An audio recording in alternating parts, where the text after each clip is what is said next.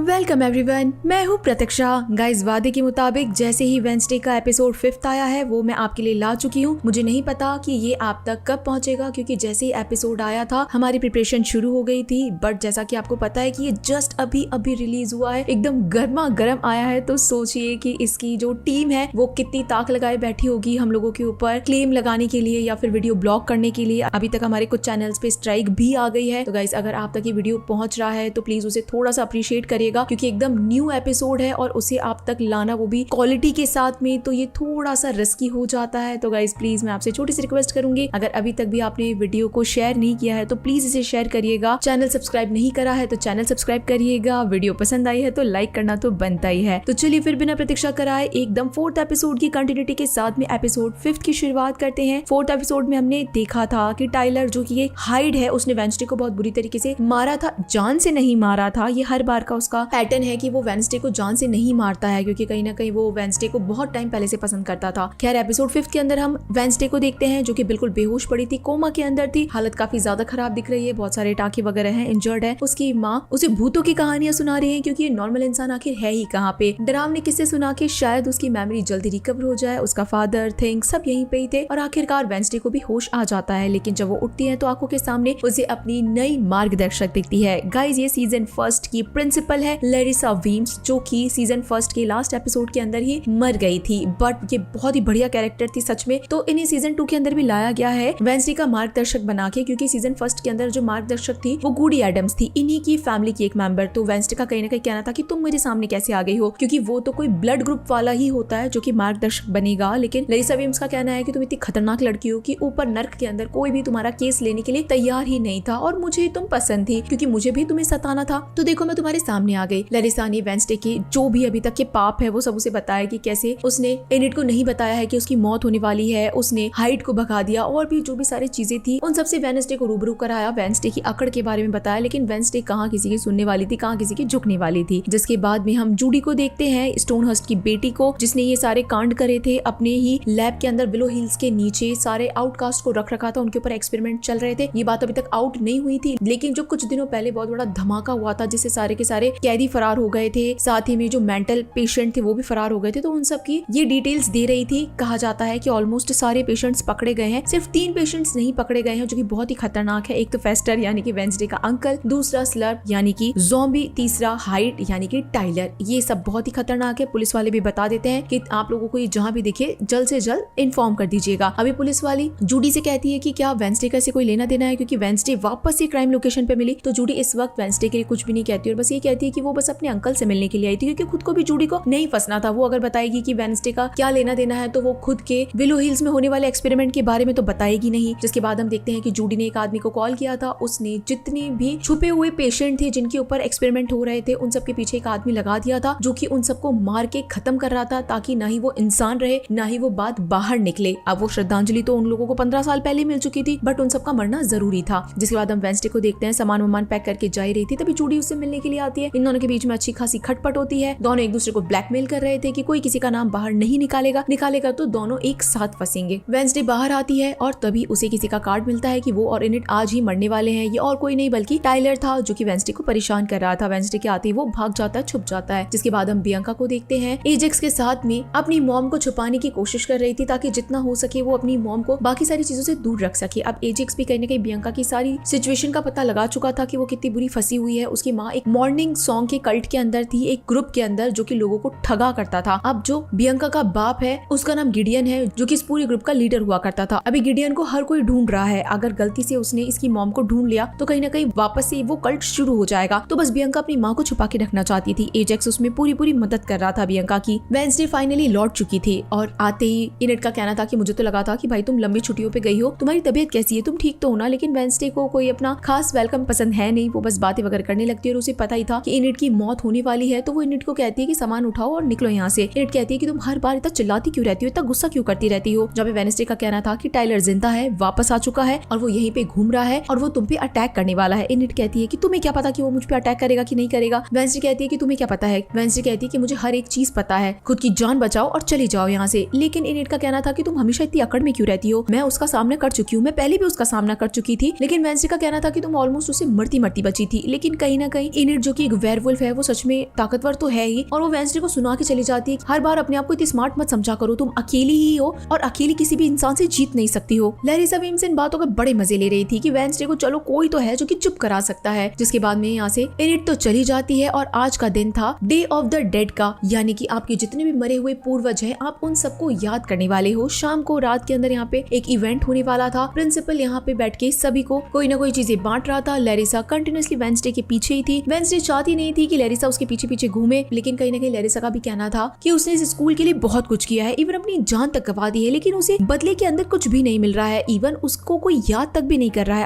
आज तो day of the dead है, तो आराम से उसका मेमोरियल बनना चाहिए, कोई बड़ी सी मूर्ति लगनी चाहिए। लेकिन तभी यहाँ पे नया प्रिंसिपल दिखाई देता है। लैरिसा ने आज से पहले इस आदमी को देखा भी नहीं था, जो कि बहुत ही अजीब लग रहा था, स्कूल को लेके बिल्कुल भी सीरियस नहीं था। और प्रिंसिपल आज के इवेंट के बारे में सारे बच्चों को बताता है। वेंसडे उसके बाद उनके पास जाती है, साथ ही में टाइलर के बारे में भी कहती है कि आपको आज का इवेंट पोस्टपोन कर देना चाहिए। तो प्रिंसिपल कहता है कि टाइलर वैसे भी शहर छोड़ के जा चुका है और उसे बहुत ज्यादा गोलियां लगी है, तो वो इवेंट के अंदर नहीं आएगा और इवेंट तो कैंसिल बिल्कुल भी नहीं होगा। रही बात सिक्योरिटी की, तो पुलिस वाले हमेशा हमारे साथ ही रहेंगे, और बाकी हाइड के आने पे इतने सारे बच्चे हैं ही, कोई ना कोई तो अपनी पावर्स का इस्तेमाल करेगा। साथ ही में हमारी प्रोफेसर भी तो है, हमारी जो प्रोफेसर इसाडोरा है वो उनसे अच्छी तरीके से लड़ना जानती है। वेंसडे को ये बात नहीं पता थी कि उनकी म्यूजिक टीचर इसाडोरा का हाइड से कुछ लेना देना है। तभी यहाँ पे वेंसडे आखिर के अंदर प्रिंसिपल वीम्स के बारे में क्या ही देती है कि आज हम उन्हें भी श्रद्धांजलि देने वाले हैं ना। तो ये प्रिंसिपल तो मुंह पे बेइज्जती कर देता है कि वीम्स की तो छवि मैंने इतनी मुश्किल से हटाई है, उसे तो मैं लोगों को याद भी नहीं दिलाने दूंगा। वीम्स को इस बात से बहुत ज्यादा बुरा लगता है। जिसके बाद में सीनिया पक्सली के ऊपर शिफ्ट हो जाता है। वो बहुत ज्यादा ही उदास था क्योंकि उसका पेट यानी कि स्लर्प गायब हो गया था। तभी उसके डैड आते हैं और उसे समझाते हैं कि पेट हर बार अच्छे नहीं होते हैं। इनके जो अंकल फेस्टर थे उन्होंने एक जानवर को पाला था, उसे बहुत खून भी पिलाते थे, लेकिन फिर भी वो उनका कभी नहीं हो पाया। लेकिन इस बात से पक्सली को अभी भी सही नहीं लग रहा था। गोमेज बताते हैं कि तुम्हारे पेट ने न जाने कितने सारे लोगों को खा लिया है। पक्सली कहता है कि जरूर उसे भूख लग रही होगी। अब अपने बेटे को इतना उदास देख के गोमेज कहता है कि कोई बात नहीं, चलो तुम्हारे पेट को यानी कि स्लर्प को हम ढूंढने के लिए चलते हैं। इस बात से पक्सली बहुत ज्यादा खुश हो जाता है। जिसके बाद हम जंगल के अंदर इसी शिकारी को देखते हैं जो कि सारे आउटकास्ट के मरे हुए लोगों को ही मारने के लिए जा रहा था, जो भी असाइलम से भागे थे। हम यहाँ पे टाइलर को देखते हैं जो कि गंदे से सड़े हुए नाले के अंदर बैठा था और उसके बाप की इमेज उसे दिखाई दे रही थी। गैल्पिन आके उसे कहता है कि देख ली अपनी हालत किस तरीके से बना ली है, तुम्हारी माँ अगर तुम्हें इस हालत में देखती तो बेचारी कभी जिंदा भी नहीं रह पाती। इस बात से हमें साफ पता चल रहा था कि गैल्पिन और उसके बाप टाइलर के बीच में बिल्कुल भी नहीं बनती थी। इनकी माँ की अच्छी चलती थी, लेकिन यही बात है कि ये कपल भी खुश नहीं था, साथ में आपस में लड़ते रहते थे। गैल्पिन दारू वारू पी के अपने बेटे को भूल चुका था और बेचारा ये बच्चा अकेला रहा, अकेला बड़ा, तो इन बाप बेटों के बीच में बिल्कुल नहीं बनती थी। टाइलर गुस्से में आगे चिल्लाता रहता है और अपने बाप को यहाँ से जाने के लिए कहता है। तब ये शिकारी अंदर आ जाता है और इसे पानी के अंदर फ्लोट करता हुआ कोई दिखाई देता है, लेकिन ये तो बस एक डमी था क्योंकि पीछे टाइलर था, हाइड बना हुआ था। उसे बहुत ज्यादा गुस्सा आ रहा था और इसी चक्कर में उसने शिकारी को जान से मार दिया। हम यहाँ पे देखते हैं कि स्लर्प भी सेम इसी जगह के अंदर घुस गया था। इसके बाद हम वेंसडे को देखते हैं जो कि सीधा इसाडोरा के डेस्क पे पहुंच जाती है और वहाँ पे खड़ी खड़ी सारी की सारी चीजें पढ़ लेती है। इसाडोरा आती है और डांटती है कि आखिर तुम मेरी चीजें कैसे पढ़ सकती हो। अब यहाँ पे वेंसडे बताती है कि आपका बॉयफ्रेंड भी एक हाइड ही था, उसने आपको मारने की कोशिश करी लेकिन वो मर क्यों गया। जहाँ पे इसाडोरा सारी की सारी चीजें बताना तो नहीं चाहती थी, लेकिन वेंसडे के ये कहने पे बताती है कि टाइलर जल्दी आने वाला है, बजाय कि आप कुछ चीजें छुपाएं आप चीजें बता दीजिए कि आखिर हाइड कैसे होते हैं, ताकि हम टाइलर से अच्छे से फाइट कर सके, क्योंकि उसका भी अभी कोई मास्टर है नहीं। इसाडोरा बताती है कि उसका एक बॉयफ्रेंड था, वो भी हाइड था, लेकिन उसकी मास्टर मर गई थी। उसकी मास्टर भी उसे प्यार करती थी। कहीं ना कहीं बिल्कुल वेंसडे की जैसी ही स्टोरी थी, डिट्टो, क्योंकि वेंसडे ने भी एक मॉन्स्टर यानी कि टाइलर से प्यार किया था। इसाडोरा ने भी एक मॉन्स्टर यानी कि एक हाइड से प्यार किया था। इसाडोरा के बॉयफ्रेंड ने अपने ही मास्टर को जान से मार दिया, जिसके बाद वो ढंग से जिंदा नहीं रह पाया, क्योंकि एक हाइड को मास्टर की बहुत ज्यादा जरूरत होती है, उसकी इंस्ट्रक्शन की बहुत ज्यादा जरूरत होती है, हर कोई मास्टर बन भी नहीं सकता है। इसी पेन के अंदर बेचारा वो आके मर गया। लेकिन इसकी बजाय जो फीमेल हाइड होती है वो बहुत ज्यादा ताकतवर होती है, इवन खुद पे कंट्रोल भी रख सकती है, इवन जब वो खुद को ट्रांसफॉर्म करती है तब भी काफी ज्यादा कंट्रोल में रहती है। अब यहाँ पे वेंसडे का कहना था कि क्या कोई अपना मास्टर बदल सकता है। इसाडोरा कहती है कि इतनी बड़ी बेवकूफी आज तक तो किसी ने नहीं करी है, हाइड से जाके आखिर पंगा कौन लेगा। वेंसडे के दिमाग में तभी कोई ना कोई तिकड़म शुरू हो जाती है और उसे पता था कि थॉर्नहिल यानी कि पुरानी सीजन वाली जिसने टाइलर के ऊपर पूरा का पूरा कंट्रोल किया था, उसने आखिर कैसे कंट्रोल करना सीखा। वो अब उसकी किताबें पढ़ना शुरू कर दी थी, क्योंकि उसके दिमाग में कोई ना कोई आइडिया आ ही चुका था। हम स्लर्प को देखते हैं जो कि पानी में डूबे हुए शिकारी को खा ही रहा था। तभी उसे एक पिक्चर दिखाई देती है कि वही आखिरी लड़की थी जो कि भाग गई थी नीचे से और किसी को मिल भी नहीं रही थी। इसका नाम लुइसा था।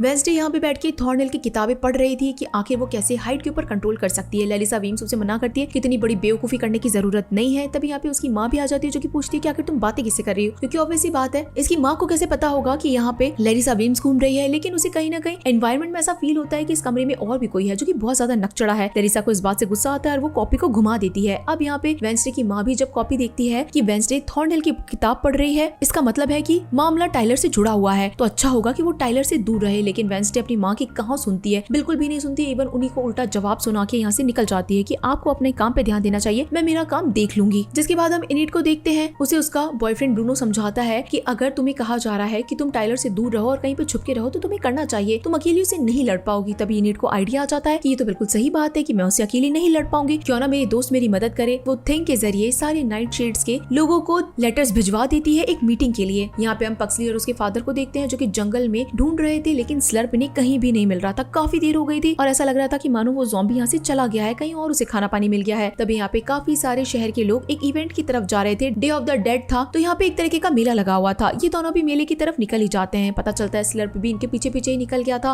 अब यहाँ पे पुलिस वाले इन्वेस्टिगेशन कर ही रहे थे, जहाँ पे उन्हें ये बॉडी मिली थी शिकारी की, जिसके ऊपर हाइड के पंजों का निशान भी था और साथ ही में उसके दिमाग को भी खाया हुआ था। यानी कि हाइड और ज़ॉम्बी दोनों ने मिलकर अटैक किया है, ऐसा तो नहीं कि कहीं ये दोनों मिले हुए हैं। साथ ही में हम उस लेडी को देखते हैं जो कि इस वक्त एक घर के अंदर आ गई है, लुइस का, जो कि विलो हिल से भाग कर आई थी। जिसके बाद हम इसी मेले का सीन देखते हैं। काफी हैपनिंग मेला दिखाई दे रहा था, लोग बड़े अच्छे से एंजॉय वगैरह कर रहे थे। पक्सली और गोमेज भी यहाँ पे पहुंच चुके थे और गोमेज इन्हीं की लैंग्वेज में इनसे बात भी कर रहा था। स्लर्प भी पीछे पीछे भीड़ के अंदर घुस जाता है। वेंसडे अब यहाँ पे अपनी रिसर्च कर रही थी कि आखिर वो हाइड को कंट्रोल कैसे कर सकती है। तभी यहाँ पे एग्नेस आ जाती है जो कि छुप के हमेशा सारी चीजें देखा करती थी। वेंसडे उसे भगा देती है कि जाओ यहाँ से, अभी फालतू की बातें मत करो, मुझे तुमसे कोई बात नहीं करनी है। तो एग्नेस हमेशा उसे इम्प्रेस करने के लिए कोई ना कोई चीज लाती रहती थी, तो वो नाइट शेड्स की मीटिंग के बारे में वेंसडे को बता देती है। जिसके बाद हम ईगो टावर को देखते हैं जहाँ पे नाइट शेड्स के बंदे आए हुए थे। हालांकि इनिड उनकी मेंबर नहीं थी, लेकिन फिर भी उसे मदद की जरूरत थी। यहाँ पे ब्रूनो भी आया था और वो यहाँ पे सबको बता देती है कि कैसे टाइलर उसके ऊपर अटैक करने वाला है, तो उसे बाकी सबकी जरूरत है। बाकी सब इनिड की बात मानते ही नहीं है। तब यहाँ पे वेंसडे भी आ जाती है और वो सबको बताती है कि हाँ ये बात बिल्कुल सच है, लेकिन तुम सब लोगों को यहाँ से चले जाना चाहिए। तब इनिड वापस से वेंसडे को कहती है कि तुम अकेली उससे नहीं लड़ पाओगी, आखिर तुम्हारे पास में प्लान ही क्या है। तब वेंसडे कहती है कि ठीक है, इस बार मेरे पास प्लान है। जिसके बाद वो एक फॉर्मूला बनाना शुरू करती है, एक ऐसा फॉर्मूला जिसके इंजेक्शन से टाइलर अपनी मास्टर को बदल सकता है और उसकी एक नई मास्टर बन जाएगी। वो अपने फॉर्मूला को बनाने में लग जाती है। वीम्स आके उसे समझाती है कि नहीं भाई ऐसा नहीं करना चाहिए, ये तुम्हारी बेवकूफी है, वो तुम्हें भी जान से मार देगा, क्योंकि उसने अपनी मास्टर थॉर्नहिल को भी मार दिया था। लेकिन वेंसडे को पता था कि आखिर वो किस तरीके से हाइड को कंट्रोल कर पाएगी, नई मास्टर बन पाएगी, तो वो लैरिसा वीम्स की बात तो बिल्कुल भी नहीं सुनती है। यहाँ पे हम मेले का सीन देखते हैं जहाँ पे स्लर्प अंदर घुस चुका था और उसके बाद में एक आदमी को उसने बहुत बुरी तरीके से जान से मार दिया था, उसका दिमाग में खाना शुरू कर दिया था। भगदड़ मच जाती है, लोग इधर उधर भागना शुरू कर देते हैं। तब तक पुलिस वालों को भी इन्फॉर्मेशन मिल जाती है कि मेले के अंदर वो ज़ॉम्बी पहुंच चुका है। ये चीज पक्सली को भी पता चल जाती है और वो भी स्लर्प को ढूंढने के लिए अंदर की तरफ चला जाता है। गोमेज उसे मना भी करते हैं कि नहीं बेटा तुम अंदर मत जाओ, लेकिन पक्सली का कहना था कि आप टेंशन मत लीजिए, मेरे पास में मेरी पावर्स है। यानी कि पक्सली के पास में इलेक्ट्रिसिटी की पावर थी, तो वो आराम से किसी को भी कंट्रोल कर सकता था। अंदर जाता है, उसे स्लर्प दिखता है और स्लर्प अब इवन बोलने भी लगा था। स्लर्प यहाँ पे पक्सली से रिक्वेस्ट करता है कि अब जब उसे एक नई लाइफ मिल गई है तो वो इसे बर्बाद नहीं करना चाहता, अगर उसे पुलिस वाले पकड़ लेंगे तो उसे मार देंगे, प्लीज उसे जाने दे। पक्सली का दिल पिघल जाता है और वो स्लर्प को यानी कि ज़ॉम्बी को भेज देता है जो कि इतने सारे लोगों को मार रहा था। बाहर आके वो अपने बाप को इवन बताता भी नहीं है कि वो स्लर्प से मिला था, लेकिन गोमेज ने तो पहले से ही स्लर्प को जाते हुए देख लिया और कहीं ना कहीं उसके चेहरे को भी रिकॉग्नाइज कर लिया कि आखिर ये कौन है। लेकिन फिर भी वो अपने बेटे पक्सली को कुछ भी नहीं कहता। ये दोनों यहाँ से निकल जाते हैं। जिसके बाद हम मोटिशिया को देखते हैं जो कि अपने घर पे डे ऑफ द डेड का रिचुअल निभा रही थी, यानी कि अपने पूर्वजों को याद कर रही थी। तभी उसके घर पे यही लड़की लुइस आती है। मोटिशिया उसे देखते ही चौंक जाती है और उसका नाम बोलती है फ्रांसवास, तुम आखिर यहाँ पे क्या कर रही हो। फ्रांसवास का कहना था कि वो विलो हिल्स के अंदर थी, उसके ऊपर एक्सपेरिमेंट हो रहा था, स्टोनहर्स्ट ने उसे पकड़ के रखा था, वो बहुत सालों तक कैद के अंदर रही थी। मोटिशिया का कहना था कि वो तो मारी गई थी। ये सब लोग तो उसके फ्यूनरल पे भी आए थे, लेकिन फ्रांसवास बताती है कि नहीं ऐसा कुछ भी नहीं था, मैं जिंदा ही थी लेकिन मैं कैद में थी। और ये बच्ची कौन है, क्या ये तुम्हारी बेटी है, इसने ही मेरी जान बचाई है, क्या तुम मुझे मेरे बेटे को ढूंढने में मदद करोगी। अब यहाँ पे मोटिशिया को पता चल गया था कि फ्रांसवास कौन है, उसका बेटा कौन है। असल के अंदर फ्रांसवास एक हाइड थी और सबसे बड़ा सस्पेंस की वो टाइलर की माँ थी, यानी कि टाइलर की माँ जो कि मरी हुई थी, अभी तक इतने सालों से कुछ दिखाई नहीं गई है, वही ये फ्रांसवास है जो कि खुद भी एक हाइड है और अपनी बेटी टाइलर को ढूंढना चाहती है और वो जरूर नेवरमोर के अंदर गया होगा। यहाँ पे हम नेवरमोर का सीन देखते हैं जहाँ पे सारे बच्चे बाहर आ चुके थे, इवेंट के अंदर अपने पूर्वजों को याद कर रहे थे। टाइलर भी पहुंच चुका था क्योंकि उसे वेंसडे और इनिड दोनों को ही मारना था। थिंक बिल्कुल अपनी पोजीशन ले चुका था कि जैसे ही टाइलर आएगा तो कहीं ना कहीं उसे डिस्ट्रैक्ट किया जाएगा। टाइलर इतनी भीड़ के अंदर थिंक को देख लेता है और उसके बाद में थिंक के इशारे पे वो वेंसडे को ढूंढने के लिए निकल जाता है। सारे बच्चे पहले से ही एकदम प्रिपेयर्ड थे। इनिड उसके सामने आती है और उसे उकसाने की कोशिश करती है, तो टाइलर कहता है कि तुम अकेली तो हो नहीं सकती हो, बताओ आखिर वेंसडे कहाँ पे है। जहाँ पे सारे के सारे ही नाइट शेड्स के बच्चे पहुंच जाते हैं, सारे आउटकास्ट आ जाते हैं और टाइलर को घेर लेते हैं और उसके बाद में उसे उकसाना शुरू करते हैं, क्योंकि वेंसडे ने जो भी फॉर्मूला बनाया था, इंजेक्शन बनाया था, उसके अंदर उसका हाइड होना बहुत बहुत ज्यादा जरूरी है। अब यहाँ पे टाइलर जैसे हाइट बनता है तो वेंसडे को उठा के फेंक देता है, उसे बहुत बुरी तरीके से चोट वोट लग जाती है। लेकिन तभी यहाँ पे वेंसडे उसे शांत करने की कोशिश करती है कि मैं तुमसे कभी प्यार ही नहीं करती थी, एक वक्त था मैं तुमसे प्यार करती थी। कहीं ना कहीं वो बस टाइलर को अपनी बातों में उलझा रही थी और उसके बाद उसे इंजेक्शन घुसाने वाली थी ताकि वेंसडे उसकी नई मास्टर बन जाए। लेकिन तब यहाँ पे एक और बहुत बड़ा ट्विस्ट आता है, एक और बहुत बड़ी हाइट आती है जो कि टाइलर को उठा के फेंक देती है और वेंसडे को मारने वाली थी। लेकिन तभी यहाँ पे मोर्टिशिया एंट्री करती है जो कि जोर से चिल्लाती है, फ्रेंड्स वॉज तुमने मुझे वादा किया था। इसका मतलब था कि फ्रेंड्स वॉज और मोर्टिशिया के बीच में एक डील हुई थी कि वेंसडे को कोई कुछ भी नहीं करेगा। यहाँ पे अच्छा खासा एक शानदार सा सीन दिखाया जाता है। जब यहाँ से फ्रेंड्स वॉज अपने बेटे टाइलर को लेकर निकल गई थी तो मोर्टिशिया वेंसडे के ऊपर चिल्लाती है, इवन वेंसडे भी चिल्लाती है कि आखिर आपने मेरा सारा प्लान क्यों खराब किया, मैंने इसके पीछे इतनी मेहनत करी थी, सारी चीजें मेरे प्लान के अकॉर्डिंग ही थी। मोर्टिशिया कहती है कि तुम बेवकूफ हो क्या, हाइट्स को कंट्रोल करना क्या तुम्हारी मजाक की बात है क्या, वो तुम्हें जान से मार सकते थे। वेंसडे ने कहा कि आखिर आपने उसे फ्रेंड्स वॉज कहा,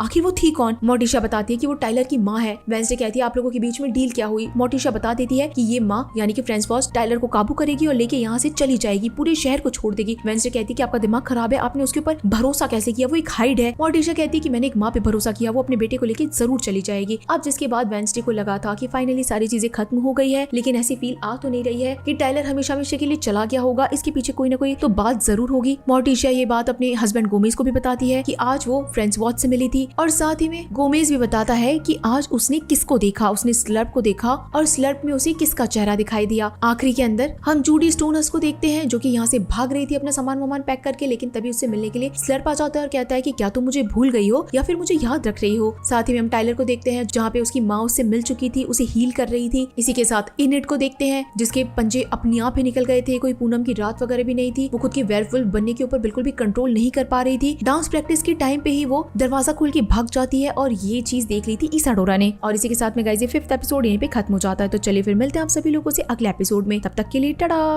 वेडनेसडे के एपिसोड नंबर 6 की शुरुआत में हम एक छोटा सा मिनी हार्ट अटैक तो आ ही चुका था जब हम वेडनेसडे को इतनी ज्यादा कलरफुल देखते हैं। सच बताऊं तो गाइस कलर सबको पसंद होते हैं, लेकिन वेडनेसडे देखने के बाद में तो ये ब्लैक कलर इतना ज्यादा पसंद आने लग गया है कि मानो ये ही एक दुनिया बन गई है। लेकिन वेडनेसडे जिसने अभी तक खुद को एक ब्लैक एंड व्हाइट में पोर्ट्रेट किया है वो इतनी कलरफुल दिखती है तो भाई साहब समझ ही नहीं आता कि ये चल क्या रहा है। वो आती है, कमरे से बाहर निकलती है, नीचे उछल कूद करती है, लोगों को हग्स कर रही है, उसके बाद में डांस कर रही है और तभी सीन दिखाया जाता है कि आखिर 16 घंटे पहले हुआ क्या था। बताया जाता है कि कल रात जब एक कार्निवल हो रहा था स्कूल में तो हाइड ने अटैक किया था और जो बाहर कार्निवल चल रहा था उसमें ज़ॉम्बी ने अटैक किया था। तो आखिर ये सारी गड़बड़ी हो कैसी रही है। वेडनेसडे का कहना था कि सारी चीजें उसके कंट्रोल के अंदर थी, लेकिन तभी उसकी माँ यहाँ पे पहुंच गई और सारी चीजें गड़बड़ कर दी। अब ये चीजें इनिट से पूछी जाती है तो इनिट कहती है कि ये प्लान बहुत ही बकवास था। वेडनेसडे को लगा था कि वो एक हाइड को कंट्रोल कर लेगी, लेकिन वहाँ पे एक नहीं बल्कि दो हाइड थे। ये सारी बातें सुन के प्रिंसिपल थोड़ा सा भड़क जाता है, इनिट को तो भेज देता है और पुलिस वाली कहती है कि तुम लोगों ने क्या मजाक लगा रखा है क्या कि हाइड के साथ में तुम डील कर रहे हो बैठ के। आखिर मोर्टिशिया तुम कैसे उस हाइड को जाने दे सकती हो, तुम्हें तो जब ये सारी चीजें अच्छी तरीके से पता है। मोर्टिशिया का कहना था कि उसकी माँ ने मुझे विश्वास दिलाया था कि वो यहाँ से चली जाएगी, लेकिन किसी को भी इस बात पे विश्वास नहीं था कि टाइलर और उसकी माँ शहर छोड़ के चले जाएंगे। ये पुलिस वाली इन्हें अरेस्ट करने वाली थी इतने सारे केस होने के बाद में, लेकिन गोमेज बहुत ज्यादा दिमाग वाला था। वो कहता है नेवरमोर स्कूल के ऊपर अटैक हो रहा था, एक हाइड अटैक कर रहा था, तो तुम्हारी टीम कहाँ पे थी। ये चीजें जब सुर्खियों के अंदर आई थी कि आउटकास्ट के ऊपर एक भी पुलिस वाले ने गार्ड नहीं किया था, तो सोचो तुम्हारा क्या होगा। यानी कि ये पुलिस वाले कुछ चाहकर भी नहीं कर पाती है। अब वेडनेसडे ने अच्छी नहीं बल्कि बहुत अच्छी खासी गड़बड़ कर दी है, एक नहीं बल्कि दो हाइड को रिहा कर दिया है। यहाँ पे लैरिसा वीम्स आके यानी कि उसकी मार्गदर्शक आके उसे यही कहती है कि आखिर तुम कब तक ये गड़बड़ियां करती रहोगी। वेडनेसडे को लगना शुरू तो हो गया था कि भाई उसने अच्छी खासी गड़बड़ कर दी है, दो हाइड जब बाहर घूम रहे हैं तो उसे चीजों को तो ठीक करना ही है। वीम से पूछती है कि आखिर मुझे मेरी दुष्ट दृष्टि कब मिलेगी। वीम्स का कहना था कि बड़े दिनों बाद तुमने कोई ढंग का क्वेश्चन पूछा, ये क्वेश्चन तुम पहले भी पूछ सकती थी। यहाँ पे अब लैरिसा वीम्स वेडनेसडे को समझाना शुरू करती है कि ये तुम्हारी ताकतें तुम्हारी फैमिली की बॉन्ड से आया है, आज से नहीं बल्कि एडम्स फैमिली जब से पुराने टाइम से रही है तब से फैमिली में किसी एक को तो ये दुष्ट दृष्टि मिली ही है, लेकिन जब से तुमने अपनी माँ के साथ में अपने रिलेशंस खराब करे हैं उसके पनिशमेंट में तुमसे ये दृष्टि ले ली गई है। जैसे ही तुम अपने रिलेशंस को सुधार लोगी सारी चीजें ठीक हो जाएगी। वेडनेसडे तो इतनी बातें सुन ही नहीं पाती, वो बर्दाश्त ही नहीं कर पाती कि उसकी माँ से उसकी कोई बातें बन सकती है या उसकी माँ से उसकी पट सकती है और इस चक्कर में उसे उसकी विजन्स वापस से मिल जाए, तो ये चीजें तो पॉसिबल ही नहीं है। जहाँ पे वीम्स का कहना है कि तुम अगर अपनी पनिशमेंट को ठीक कर लोगी, अपनी माँ के साथ में अपने रिलेशन ठीक कर लोगी, तुम्हें अपनी दृष्टि भी मिल जाएगी। लेकिन वेडनेसडे साफ मना कर देती है कि अल्टरनेट में मुझे कुछ और ढूंढना पड़ेगा। इसी वक्त यहाँ पे प्रोफेसर आ जाते हैं। वेडनेसडे को एक चीज तो पता चल गई थी कि टाइलर की माँ का नाम फ्रेंड्स वॉज है और वो इसी स्कूल के अंदर पढ़ा करती थी। तो वो प्रोफेसर से पूछ लेती है कि फ्रेंड्स वॉज कैसी थी, वो क्या पढ़ती थी, उसको किसमें इंटरेस्ट है। तो यहाँ पे प्रोफेसर कहते हैं कि फ्रेंड्स वॉज तो चलो अच्छी लड़की थी, उसका भाई उससे भी ज्यादा इंटेलिजेंट था और बहुत ही अच्छा लड़का था। वेडनेसडे का दिमाग घूमना शुरू होता है है कि क्या उसका कोई भाई भी था, इस बारे में तो कुछ पता ही नहीं है। उसके भाई का नाम बताया जाता है आइजैक, जो कि बहुत ज्यादा इंटेलिजेंट था, दुनिया से उसे कोई लेना देना नहीं था, बस वो लोगों का मसीहा बनना चाहता था, एक्सपेरिमेंट करता था और उसे साइंस बहुत ज्यादा पसंद था। इवन वो अगस्टस स्टोनहर्स्ट का बेस्ट स्टूडेंट था। स्टोनहर्स्ट ने ही उसके लिए ईगो टावर बनवाया था। ये दोनों वहाँ पे मिलकर बहुत सारी चीजें किया करते थे, लेकिन एक बार जब ईगो टावर के अंदर ब्लास्ट हुआ, उसके बाद से किसी की भी बॉडी नहीं मिली। आइजैक का एक्सीडेंट उसी बिल्डिंग के अंदर हुआ था। तो वेंसडे पूछती है कि आखिर उसके बाद हुआ क्या उसका। तो प्रोफेसर बताते हैं कि कोई तो कहता है कि आइजैक भाग गया और कोई कहता है कि वो कपाल वृक्ष के नीचे दबा हुआ है। अब यहाँ पे वेडनेसडे सारी चीजों को कनेक्ट करना शुरू करती है कि कपाल वृक्ष के नीचे आखिर कौन था। वो तो ज़ॉम्बी था, जो कि उसके पागल भाई पक्सली का ही पेट था। वो सीधा अपने भाई के पास जाती है और उसके पेट स्लर्प के बारे में पूछती है। तो पक्सली कहता है कि नहीं, मुझे इस बारे में कुछ भी नहीं पता और वैसे भी वो शहर में नहीं है, वो यहाँ से जा चुका है। वेडनेसडे कहती है ये बात तुम्हें कैसे पता? और पहली बात तो उसका नाम आइजैक है, वो यहाँ का स्टूडेंट हुआ करता था। पक्सली जब उसके बारे में इतनी सारी चीजें सुनता है तो उसे अच्छा तो लगता है कि चलो उसकी कोई आइडेंटिटी भी है, लेकिन वो कहाँ भागा है या आखिर वो वेडनेसडे को बताएगा तो खुद भी डांट खाएगा। लेकिन वेडनेसडे के डांटने के बाद वो उसे बता ही देता है कि कल उसने उसे कार्निवल के अंदर देखा था और जिसके बाद वो यहाँ से चला गया है। वेडनेसडे कहती है कि कोई काम की बात है तो बताओ। पक्सली को उसके जाने के बाद में, यानी कि स्लर्प के जाने के बाद में एक पिक्चर मिली थी। वही पिक्चर वो वेडनेसडे को देता है। ये पिक्चर और किसी की नहीं बल्कि टाइलर की माँ फ्रेंड्स वॉच की थी। अब यहाँ पे वेडनेसडे फिर से कनेक्ट करती है कि अगर स्लर्प यहाँ से, यानी कि ये ज़ॉम्बी इधर उधर भागा है, आइजैक कहीं ना कहीं भागा है, तो अपनी बहन को ढूंढने के लिए भागा है। ये फैमिली वापस से रीयूनाइट हो रही है। जिसके बाद में सीन यहाँ टाइलर के ऊपर शिफ्ट हो जाता है। वो बेहोश था।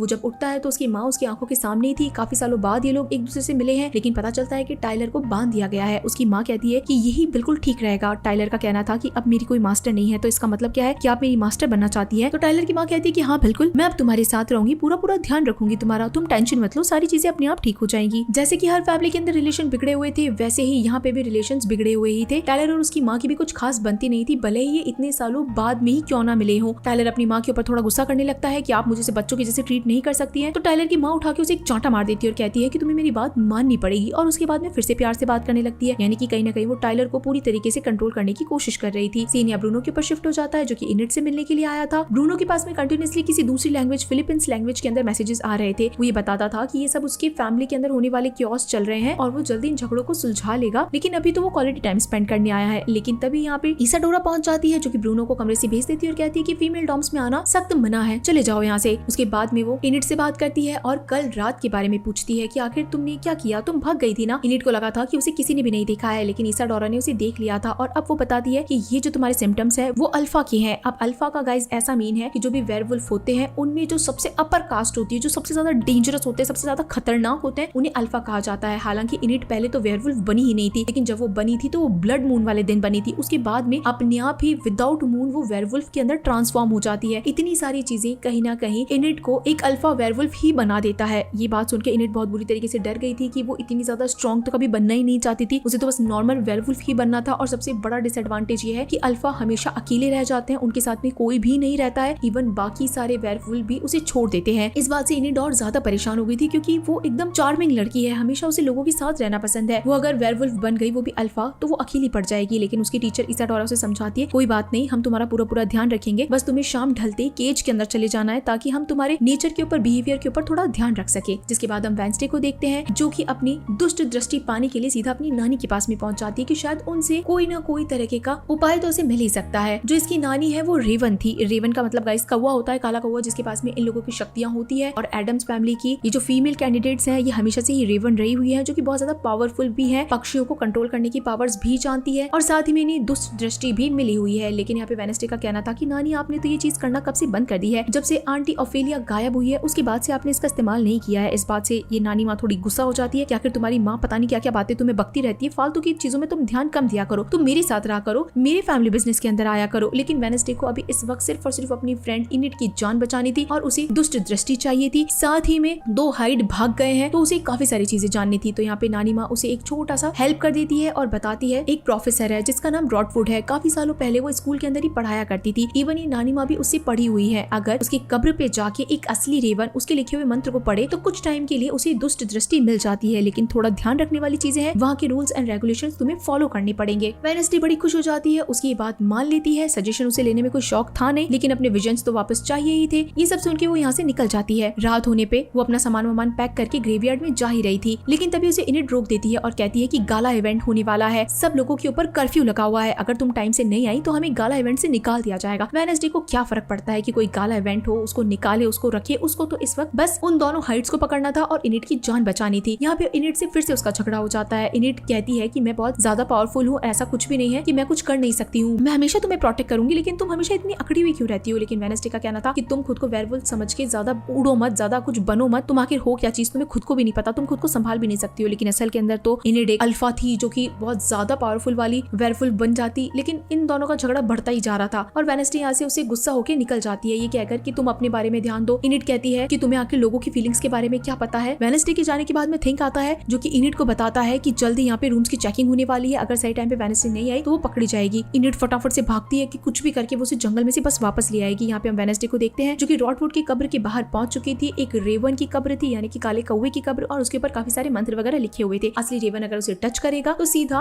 रॉटवुड की सोल के पास में पहुंच जाएगा। वेडनेसडे अब तक रॉटवुड की कब्र को टच करके सीधा उनकी सोल तक चली गई थी, उनके खुद के रूम में चली गई थी, जहाँ पे वो हमेशा बड़ी बड़ी दावतें दिया करती थी, क्योंकि इनके पास खुद के पास में भी दुष्ट दृष्टि हुआ करती थी। बहुत अच्छे विजन्स थे इनके फ्यूचर और पास्ट देखने के। वेडनेसडे को देखे वो पूछती है तुम कौन हो, कहाँ से आई हो। वेडनेसडे अपने बारे में बताती है कि कैसे एडम्स फैमिली से बिलोंग करती है और उसकी नानी ने उसे यहाँ पे भेजा है। रॉटवुड कहती है कि तुम्हारी नानी एक नंबर की बेकार औरत थी, हर वक्त चमचागिरी करती रहती थी, मरने के बाद में भी मुझे चैन से नहीं जीने दिया उसने, लेकिन तुम उन सब में से अलग हो, वो सब औरतें अलग है, तुम चाहो तो बहुत कुछ चीजें कर सकती हो। वेडनेसडे यहाँ पे बिना टाइम वेस्ट करे बता देती है कि भाई उसे क्या चाहिए, उसे अपनी दृष्टि वापस से चाहिए, जिसके बदले वो कुछ भी कर सकती है। रॉटवुड कहती है कि इसके बदले तुम्हें इसकी लॉ के ऊपर हाथ रखना पड़ेगा, अगर तुमने लॉ के ऊपर से हाथ हटा दिया तो तुम्हें पनिशमेंट के अंदर बहुत सारी चीजें मिल सकती है। तुमने एक बार नजर हटवाई तो भुगतना तुम्हें खुद पड़ेगा, जिसके बदले तुम्हें दुष्ट दृष्टि तो आराम से मिल ही जाएगी। वेडनेसडे बिना सोचे समझे लॉ के ऊपर हाथ रख देती है। ऑलमोस्ट कह सकते हैं कि वो पावर्स जनरेट हो ही रही थी कि लेकिन तभी यहाँ पे इनिट पहुंच जाती है और वेडनेसडे का हाथ हटा लेती है, यानी कि वो जो प्रोसीजर चल रहा था वो टूट जाता है और इसका खामियाजा अब इन दोनों को भुगतना पड़ता है। वेडनेसडे और इनिट जैसे ही सुबह सुबह अपनी आंखें खोलते हैं तो दोनों की बॉडी सोल स्विच हो चुकी थी, यानी कि इनिट की बॉडी के अंदर वेडनेसडे आ चुकी थी और वेडनेसडे की बॉडी के अंदर इनिट आ चुकी थी। दोनों ही अलग अलग तरीके का चीजें फील कर रहे थे, कोई गर्म फील कर रही थी, कोई ठंडा फील कर रही थी। इनिट जो कि कलरफुल लड़की थी वो वेडनेसडे के ब्लैक कपड़ों में आ चुकी थी, वेडनेसडे जो कि एकदम ब्लैक लड़की थी वो इनिट के एकदम कलरफुल कपड़ों में आ चुकी थी। अब इनिट यहाँ पे चिल्लाने लगती है कि प्लीज उसे अपनी बॉडी स्विच करनी है, ठीक करो, सारी चीजें ठीक करो। वेडनेसडे चिल्लाती है कि तुम्हें यहाँ पे आना ही नहीं चाहिए था, तुम्हें किसने बोला मेरे पीछे आने के लिए। इनिट कहती है मैं तुम्हारी जान बचाने के लिए आई थी, बेवकूफ लड़की, हर बार तुम चिढ़ती क्यों रहती हो, मैं सारी चीजें ठीक करने आई थी। वेडनेसडे को कहती है बहुत बढ़िया, चीजों को बिगाड़ना तो तुम्हारा काम है, अब यहाँ पे तुम एक साथ में दो लड़कियों की जान लोगी, तुम्हारी भी और इनिट की, क्योंकि भविष्यवाणी अभी भी खत्म नहीं हुई है, तुम इनिट की जान नहीं बचा पाओगी और साथ में तुम भी मरोगी, चीजों को ठीक करना शुरू करो। वेडनेसडे का अब दिमाग खराब होता है, उसे समझ में नहीं आता है कि अब वो क्या करे, जल्द से जल्द उसे चीजें ठीक करनी थी, किसी से तो चीजें पूछताछ करनी ही थी, लेकिन अगर बाहर जाएंगे तो कोई भी इन्हें पहचान लेगा। तो यहाँ पे वेडनेसडे जाने से पहले इनिट को कहती है कि कुछ भी हो जाए मेरे पेरेंट्स से मत मिलना, और इनिट कहती है कि तुम ब्रूनो से मत मिलना। लेकिन बाहर आते ही इनके तो भाई साहब चेहरे अलग अलग हो जाते हैं। इनिट जो कि चीयरफुल लड़की थी लेकिन उसके अंदर थी तो वेडनेसडे की सोल, तो वो बिल्कुल सीरियस थी, और वेडनेसडे जिसके अंदर इनिट की सोल थी तो वो नाचती कूदती इधर उधर सबके पास जा रही थी। एग्नेस आती है उसे कॉफी देने के लिए तो वेडनेसडे पूरी तरीके से डर जाती है। अब यहाँ पे एग्नेस के मुंह से निकल जाता है कि उसने आइजैक के बारे में पता लगाया, लेकिन आइजैक के बारे में कुछ उसे खास पता नहीं चला। इनिट जो कि कुछ जानती नहीं है तो वो कहती है आइजैक कौन है, तो एग्नेस कहती है कि ज़ॉम्बी पक्सली का पेट। वेडनेसडे को कॉफी भी ऑफर करती है, लेकिन उसके अंदर तो इनिट है, वो ब्लैक कॉफी पीती ही नहीं है, वो तो कलरफुल कॉफी पीती है, तो वो कलरफुल कॉफी लेके यहाँ से जाने लगती है। एग्नेस कहती है कि आप तो कलरफुल कॉफी पीती ही नहीं हो तो फिर क्या कर रहे हो। तो वेडनेसडे की बॉडी के अंदर जो इनिट है वो कहती है कि नहीं नहीं, वो तो बस मैं ऐसी दुखियारी बनी रहूं, बस उसको मेंटेन करती रहती हूँ, आज मेरा यही पीने का मन है। इसी वक्त ब्रूनो भी आके मिलता है। अब इनिट की बॉडी में जो वेडनेसडे है वो तो उसे उठा के नीचे पटक देती है और कहती है कि मेरे आसपास भी मत फटकना। ब्रूनो को समझ में नहीं आता कि इनिट ऐसा क्यों बिहेव कर रही है। अब यहाँ पे वेडनेसडे की बॉडी के अंदर वाली इनिट ने जब कलरफुल कॉफी पी ली थी तो उसको रैशेस हो जाते हैं, भयंकर वाली एलर्जी हो जाती है, क्योंकि उसे कलर से एलर्जी थी। तभी उसकी बाय चांस माँ सामने आ जाती है। अब वेडनेसडे की बॉडी के अंदर इनिट जो थी वो अलग अलग तरीके से बिहेव करने लगती है, यानी कि बहुत अच्छा, बहुत पोलाइट। उसकी माँ को विश्वास ही नहीं होता मोर्टिशिया को कि आखिर हमारी बेटी इतना अच्छा बिहेव कैसे कर सकती है। हालांकि इसे पहचान जाना चाहिए था कि इसकी बेटी नहीं है, लेकिन फिर भी मोर्टिशिया पहचानती नहीं है, बल्कि अपनी बेटी के चेहरे पे होने वाले रैशेस से उसे बचाने के लिए क्रीम देती है, जिसके अंदर जानवरों के पंजे हैं, राख है और भी न जाने क्या क्या सूगली सी चीजें हैं। वो लगाते ही खैर वेडनेसडे की स्किन तो ठीक हो जाती है, लेकिन वो उसे रात में डिनर के लिए इनवाइट कर देती है। अब इनिट कहती है कि नहीं नहीं, मैं तो यहाँ पे रुक ही नहीं सकती हूँ, मुझे तो आज बहुत सारे काम है और साथ ही में गाला इवेंट के चक्कर में कर्फ्यू भी लगा है। तो मोर्टिशिया कहती है कि कोई दिक्कत नहीं है, हमने प्रिंसिपल से परमिशन ले ली है, तुम्हारा भाई पक्सली भी आने वाला है तो तुम्हें आना तो कंपलसरी है। ना चाहते हुए भी इनिट क्या ही करती है और वहाँ से निकल जाती है। दूसरी तरफ हम वेडनेसडे को देखते हैं, यानी कि इनिट की बॉडी वाली वेडनेसडे को। इनिट यहाँ पे खड़ी थी, इसी कब्र के ऊपर चीजें पढ़ने की कोशिश करती है और साथ ही में वीम्स भी आती है तो उसे पूछती है कि अब मैं चीजें कैसे ठीक करूँ, मुझे कुछ तो बताओ। तो वीम्स उसे कुछ भी नहीं बताती और कहती है कि इन सब का आंसर मेरे पास नहीं है, तुमने गड़बड़ करी है, तुम इसे ठीक करो, और 24 घंटे के अंदर चीजें ठीक नहीं हुई तो तुम बहुत बुरी वाली मुसीबत के अंदर फंस सकती हो, क्योंकि भविष्यवाणी भविष्यवाणी तो होके ही रहेगी। जिसके बाद हम आइजैक को देखते हैं, जिसका चेहरा थोड़ा बहुत ठीक होने लगा था क्योंकि वो न जाने कितने सारे इंसानों को खा चुका था। अब वो टाइलर के घर पे जाता है, बहुत सारी चीजें देखता है, साथ ही में वहाँ पे एक पेट हाउस बना हुआ था, उसे खसकाता है और नीचे उतरता है। टाइलर और उसकी माँ यहीं पे छुपे हुए हैं। असल के अंदर ये टाइलर की माँ ने बहुत पहले से बनाया हुआ था क्योंकि वो तो एक हाइड है और कभी भी उसे छुपने की जरूरत पड़ सकती है, तो उसने अपने बेटे को यहीं पे रखा था। तभी यहाँ पे आइजैक आता है, दरवाजा खुलता है, ये दोनों डरे हुए थे। लेकिन जैसे ही आइजैक अपनी बहन फ्रांसवाज से मिलता है तो दोनों का रीयूनाइट होता है, बहुत ही गले मिलते हैं, खुश होते हैं कि आखिर इतने सालों पहले 25 साल पहले जो ये अलग हो गए थे वापस से साथ आ चुके हैं। टाइलर से भी उसे मिलवाया जाता है, लेकिन तभी फ्रांसवाज की तबीयत खराब होने लगती है, उसके मुंह से ब्लड वगैरह निकलने लगता है। अभी तक तो किसी को पता नहीं थी, लेकिन उसकी तबीयत खराब होने के बारे में तो चीजें समझ में आने ही लगी थी। अब यहाँ पे आइजैक का एक ही सपना था कि उसे अपनी बहन को ठीक करना है। वो एक हाइड बनती थी, उसे उसकी बॉडी से हाइड को निकालना था। ये चीजें वो वापस से करेंगे, लेकिन इस चीज से रिलेटेड जो मशीनें हैं वो विलो हिल हॉस्पिटल के अंदर है और वहाँ पे जाना तो बहुत ज्यादा खतरनाक हो सकता है। टाइलर मना करता है कि हम वहाँ से तो भाग कर आए हैं, वापस जाएंगे तो पकड़े जाएंगे। लेकिन आइजैक कहता है कि अगर हम वहाँ नहीं गए तो उन मशीन्स को कभी यूज भी नहीं कर पाएंगे, छुपते छुपाते हम भाग ही सकते हैं। लेकिन अंदर जाने की चाबी तो सिर्फ और सिर्फ जूडी के पास में है, जो कि स्टोनहर्स्ट की बेटी है। लेकिन आइजैक ने तो पहले से ही उसे जान से मार दिया था, यानी कि अभी आराम से विलो हिल के हॉस्पिटल में जा सकते हैं। इनिट को देखते हैं, जिसके अंदर वेडनेसडे है। अब वो बहुत बुरी तरीके से परेशान हो गई थी, तो खुद का चैलो प्ले करने के लिए बैठ गई थी। तभी यहाँ पे इसाडोरा आती है, जो कि इनिट के अल्फा बनने के बारे में कहती है। अब यहाँ पे इनिट की बॉडी में तो वेडनेसडे है, यानी वेडनेसडे को पता चल गया था कि इनिट अब एक नॉर्मल वेयरवुल्फ नहीं है बल्कि एक अल्फा है और उसे खुद को शांत रखने के लिए केजेस में जाना पड़ेगा। शाम होते ही उसे न चाहते हुए भी खुद को बंद करना पड़ेगा। वेडनेसडे को थोड़ा बहुत फील होने लगता है कि इनिट चीजों से परेशान तो थी। तभी जाते हुए वो रॉटवुड का एक पिक्चर देख लेती है। इसाडोरा बताती है कि वो कई सालों पहले यहीं पे पढ़ाया करती थी, यही उनका रूम था और जहाँ पे एडम्स फैमिली रहा करती थी वो उसका घर हुआ करता था। अब इनिट की बॉडी में रहने वाली वेडनेसडे को समझ में आ गया था कि अगर खुद की माँ के घर के अंदर जाएगी तो उसे पक्का रॉटवुड के बारे में कुछ न कुछ तो पता चलेगा ही चलेगा। इसी चक्कर में वो खुद की माँ के घर पे जाती है, चोरी छुपे अपनी माँ के कमरे के खुफिया दरवाजे को भी ढूंढ लेती है, जो कि रॉटवुड का एक मीटिंग हॉल हुआ करता था। वो वहाँ पे रखी हुई बुक्स को देखती है जो कि उसकी माँ लिखती है, उसे बहुत ही बेकार लगती है। और तभी यहाँ पे रॉटवुड उसके सामने आ जाती है और कहती है कि तुमने चीजों को बहुत ज्यादा गड़बड़ कर दिया है, 24 घंटे का वक्त है, चीजों को ठीक करो, तुम्हारी फ्रेंड हमेशा हमेशा के लिए जान से मर जाएगी। और तभी यहाँ पे मोटिशा आ जाती है, जो कि इनिट को देख के एकदम से चौंक जाती है कि इनिट आखिर तुम यहाँ पे क्या कर रही हो, आखिर तुम्हारी फ्रेंड यानी कि वेडनेसडे को अपनी दुष्ट दृष्टि चाहिए, इसीलिए वो हर किसी को यहाँ पे भेज देती है, तुम्हारी हिम्मत कैसी हुई मेरी चीजें पढ़ने की। अब इनिट तो थी नहीं, ये तो वेडनेसडे थी, तो वो कहती है कि नहीं ऐसा कुछ भी नहीं है, बस मैं तो किसी चीज के लिए आई थी और आप इतनी बेकार बुक्स कैसे पढ़ सकती हैं। तो मोटिशा कहती है कि इसमें तुम्हारा कोई लेना देना नहीं है और अगर वेडनेसडे को मुझसे बात करनी है उसकी पावर से रिलेटेड तो वो शाम को आके मुझसे मिल सकती है, मैं उससे जरूर बात करूंगी। जिसके बाद इनिट यहाँ से निकल जाती है, जिसकी बॉडी के अंदर वेडनेसडे है। अब हम यहाँ पे वेडनेसडे को देखते हैं, जिसकी बॉडी के अंदर इनिट की सोल है। थिंग उसे बताता है कि आज शाम को एक छोटा सा इवेंट है जिसके अंदर जो बॉडी के आधे आधे पार्ट्स है उन सबकी मीटिंग होने वाली है, तो वो भी उसमें जरूर जाएगा। इस वक्त इनिट भी बहुत अकेली थी, यानी कि वेडनेसडे ही है यहाँ पे। वो कहती है कि आखिर मुझे कुछ तो करना ही चाहिए, क्यों ना मैं वेडनेसडे की बुक को पढूं। थिंग मना करता है कि नहीं तुम्हें उसकी नॉवल नहीं पढ़नी चाहिए, लेकिन इनिट नहीं मानती है और उस नॉवल को उठा के पढ़ लेती है, जिसमें वेडनेसडे ने उसके लिए थोड़ी बहुत बेकार सी चीजें लिखी हुई ही थी। इन चीजों को देखकर वो बहुत ज्यादा भड़क जाती है कि आखिर वेडनेसडे मेरे बारे में इतना गलत गलत कैसे सोच सकती है, इतना गलत गलत कैसे लिख सकती है, इतनी बुरी लड़की कैसे हो सकती है वो। और गुस्से के अंदर आके वो बिल्कुल इनिट जैसी बन जाती है, यानी कि वेडनेसडे जो कि ब्लैक एंड व्हाइट लड़की थी वो खुद को कलरफुल कर लेती है, काफी रंगीन कपड़े पहन लेती है, रंगीन चीजें करती है, डांस करती है। और अब जैसे ही रंगीन चीजें वो पहनती है, कलर से उसको एलर्जी थी तो पूरी बॉडी पे एक्ने निकल जाते हैं, फेस खराब हो जाता है। इन सब चीजों के वीडियो वायरल हो जाते हैं। साथ ही में हम यहाँ पे ब्रूनो को देखते हैं, जो कि फिलीपींस के अंदर अपनी ही गर्लफ्रेंड से बातें कर रहा था। इनिट यहाँ पे आ जाती है, जिसके अंदर वेडनेसडे की सोल थी और वेडनेसडे को तो हर तरीके की लैंग्वेज आती थी और वो ब्रूनो का सच पकड़ लेती है, साथ ही में उसे ब्रेकअप भी कर लेती है। ब्रूनो कहता है कि मैं तुमको सब कुछ बताने ही वाला था, लेकिन वेडनेसडे तो इतने धोखेबाज लोगों से कहाँ ही कुछ करने वाली थी। वो इनिट के लिए कहती है कि आज के बाद मुझसे बात मत करना और मुझसे दूर रहना। ब्रूनो उसे बहुत समझाने की रोकने की कोशिश करता है, लेकिन इनिट यहाँ से निकल जाती है, यानी कि वेडनेसडे। अब यहाँ पे वेडनेसडे अपने कमरे के अंदर आके बैठी है, जिसकी बॉडी के अंदर इनिट है। तभी यहाँ पे एग्नेस भी आ जाती है, जो कि उसे बातें कर रही थी और एग्नेस कहती है कि आप फोन कब से चलाने लग गई। तो वेडनेसडे कहती है कि अरे ये तो इनिट का फोन है। अब ऐसी रंगीन लड़की को देख के एग्नेस बहुत चौंक जाती है कि आखिर ये सब क्या चीजें हैं। एग्नेस अब यहाँ पे खुद का मुंह खोल देती है और बता देती है कि आप तो इनिट की भविष्यवाणी के ऊपर काम कर रही थी ना, इनिट तो मरने वाली है। ये बात जब खुद इनिट सुनती है कि उसकी मौत की भविष्यवाणी पहले वेडनेसडे ने कर दी थी, लेकिन ये बात उसे अभी तक छुपाई गई है, तो इस बात से उसे बहुत ज्यादा धक्का लगता है, बहुत ही ज्यादा बुरा लगता है। एग्नेस यहाँ पे फालतू की बातें कर रही थी कि इनिट अब जब मर ही जाएगी तो मैं आपकी बेस्ट फ्रेंड बनूंगी, आप उसे निकाल के कभी भी फेंक सकती है, मैं हमेशा आपके साथ रहूंगी, देखो मैं आपके जैसे बनने के लिए कितनी कोशिशें कर रही हूँ, मैं सारी चीजें ठीक कर दूंगी। इस बात के ऊपर तो इनिट की सोल भड़क जाती है और वेडनेसडे की बॉडी से एग्नेस को भरपूर गालियां देती है और निकाल देती है वहां से कि चली जाओ अभी के अभी, नहीं तो तुम्हारे साथ में बहुत ज्यादा बुरा कर दूंगी मैं। यहाँ हम देखते हैं कि प्रोफेसर ने जो भी छोटे छोटे पार्ट्स होते हैं उन सबकी एक मीटिंग बुलाई थी, ताकि इन सबको कभी अकेला फील ना हो। थिंग भी यहाँ पे अकेला ही था, जो कि बस एक हाथ है और उसे खुद के बारे में नहीं पता कि आखिर वो कहाँ से आया है, किसकी बॉडी है, उसका क्या लेना देना है अपनी फैमिली से, कुछ कुछ भी नहीं। तभी यहाँ पे एग्नेस आ जाती है जो कि बहुत ज्यादा रो रही थी। प्रोफेसर उसका वेलकम करते हैं कि कोई दिक्कत नहीं है, तुम भी इस इवेंट का हिस्सा बन सकती हो, बैठो यहाँ पे, बताओ अपने बारे में, तुम क्यों परेशान हो। एग्नेस का कहना था कि वो यहाँ पे सबकी नजरों में बनने के लिए आई थी, लेकिन कोई भी उसको देखता नहीं है, बल्कि सबने उसे इग्नोर कर दिया है। वो सबके साथ में रहना चाहती थी, लेकिन कोई भी उसे अपने साथ नहीं रखता। एग्नेस बहुत रोती है इस चक्कर में, क्योंकि वेडनेसडे ने उसे बहुत सुना दिया था। अब यहाँ पे जो भी छोटे छोटे पार्ट्स हैं वो अपनी अपनी स्टोरीज बताने लगते हैं कि आखिर वो इतने अकेले क्यों हैं। प्रोफेसर इन सबको कंसोल करता है और कहता है कि ये छोटे छोटे पार्ट्स मिलके भी अपने आप के अंदर पूरे हिस्से हैं, आप लोगों को जरूरत नहीं है किसी भी और चीज की। जिसके बाद में सीन वेडनेसडे फैमिली के ऊपर शिफ्ट हो जाता है। यहाँ पे फैमिली डिनर चल रहा था। वेडनेसडे जिसकी बॉडी के अंदर इनिड है, बहुत बुरी तरीके से यहाँ पे फंस गई थी। गंदा गंदा खाना देख के उसकी हालतें खराब हो रही थी कि आखिर ये फैमिली इतना गंदा खाना खाती कैसी है। फैमिली एक साथ में बैठ के बोलती है कि आज हम लोग रीयूनाइट हुए हैं ताकि हम अपने छुपे हुए राज बता सके। अब बात यहाँ पे सीधा पक्सली के ऊपर आ जाती है कि पक्सली ने आखिर क्या क्या चीजें छुपाई है। पक्सली पहले तो डर रहा था, लेकिन बाद में आखिर बता ही देता है कि उसने स्लैप को देखा था, यानी कि उसके ज़ॉम्बी को, और वो वहाँ से निकल गया, जबकि उसे नहीं जाने देना चाहिए था। इस बात के लिए उसे अच्छी खासी पनिशमेंट मिलने वाली थी और वो खुशी खुशी अपने डैड के साथ में निकल जाता है। जिसके बाद में मोर्टिशिया अपनी बेटी वेडनेसडे को कहती है कि इनिड मेरे कमरे के अंदर आई थी, वो छानबीन कर रही थी, आखिर वो क्या करने के लिए आई थी, क्या तुम्हें पता है इस बारे में। अब इनिड को आखिर क्या पता कि वेडनेसडे वहाँ पे क्या कर रही थी, यानी कि बॉडी तो एक्सचेंज है ही ना। तब यहाँ पे मोर्टिशिया को किसी के होने का अंदाजा होता है और वो जोर से थपथपा के कहती है कि बताओ आखिर सामने कौन है। तब यहाँ पे लैरिसा विम्स निकल के आ जाती है। दोनों एक दूसरे से हाय हेलो करते हैं और विम्स बताती है कि वो वेडनेसडे की नई मार्गदर्शक है। इसी चक्कर में वो वेडनेसडे के साथ में घूम रही है। साथ ही में वेडनेसडे ने जितने भी कांड करे हैं वो सब कुछ बता देती है कि तुम्हारी बेटी ने बहुत बड़ी बड़ी चीजें कर दी है। वो तुम्हारी माँ के पास में गई थी अपनी दुष्ट दृष्टि लेने के लिए, उन्होंने उसे रॉटवुड के पास में भेजा था। वेडनेसडे रॉटवुड की कब्र पे खड़ी थी, लेकिन तभी वहाँ पे कुछ गड़बड़ हो गई और इन दोनों लड़कियों ने अपनी सोल को एक्सचेंज कर लिया, यानी कि जो तुम्हारे पास में आई थी वो इनिड नहीं बल्कि तुम्हारी खुद की बेटी वेडनेसडे है, और यहाँ पे जो बैठी है वो इनिड है। मोर्टिशिया की हालत खराब हो जाती है। वो अपनी बेटी को यानी कि आंखों के सामने तो देख रही थी, लेकिन उसके अंदर इनिड की सोल है। और पूछा जाता है वेडनेसडे कहाँ पे है, तो वो तो भाई साहब केज के अंदर बंद है, क्योंकि इनिड की बॉडी में है, वो वेयरवुल्फ ना बन जाए इसीलिए उसे पकड़ के रखा गया है। और अगर आज रात के होने से पहले पहले इन्होंने अपनी बॉडी एक्सचेंज नहीं करी तो दोनों ही मर जाएंगे। जिसके बाद में हम आइजैक को देखते हैं। वो अपने प्रोफेसर से मिलने के लिए आता है। प्रोफेसर का आइजैक के साथ में पहले बहुत अच्छा नाता था, लेकिन कहीं ना कहीं आइजैक को एक बहुत ही इंपॉर्टेंट चीज की जरूरत थी। प्रोफेसर का ये जो टूल है ये भी आइजैक ने ही बनाया था। स्टोनहर्स्ट के साथ में मिलकर उसने बहुत बुरे बुरे एक्सपेरिमेंट करे थे जो कि उसे नहीं करने चाहिए थे। आइजैक अब बहुत बुरा इंसान बन चुका था, उसमें बिल्कुल भी अच्छाई नहीं बची थी और इवन वो प्रोफेसर को जान से मारने के लिए भी तैयार था। उसने उनके एक पावर सोर्स को निकाल लिया था, क्योंकि इसी पावर सोर्स का आइजैक को आगे जाके बहुत इंपॉर्टेंट काम होने वाला था। साथ ही में वो ये भी कहता है कि प्रोफेसर आपका इतना इंपॉर्टेंट दिमाग में कैसे वेस्ट होने दे सकता हूँ, और वो उसके दिमाग को खाने लग जाता है। तभी यहाँ पे बाय चांस एग्नेस आ रही थी प्रोफेसर से मिलने और वो ये चीज देख लेती है। अच्छा हुआ कि उसके पास में गायब होने की शक्तियां थी, इसी चक्कर के अंदर वो यहाँ से गायब हो जाती है, लेकिन उसने ये सारी चीजें देख ली थी। हम देखते हैं कि आइजैक उस पावर सोर्स को लेके सीधा गाड़ी के अंदर बैठ जाता है, जहाँ पे उसकी बहन और टाइलर दोनों थे जो कि विलो हिल जाने के लिए तैयार थे। लेकिन तभी इन्हें किसी चीज की आहट होती है। टाइलर जब जाके देखता है और डिक्की खोल के देखता है तो उसके अंदर जूडी स्टोनहर्स्ट की बॉडी पड़ी थी, जिसे वो वापस से बंद कर देता है। हम यहाँ पे एग्नेस को भी देखते हैं जो कि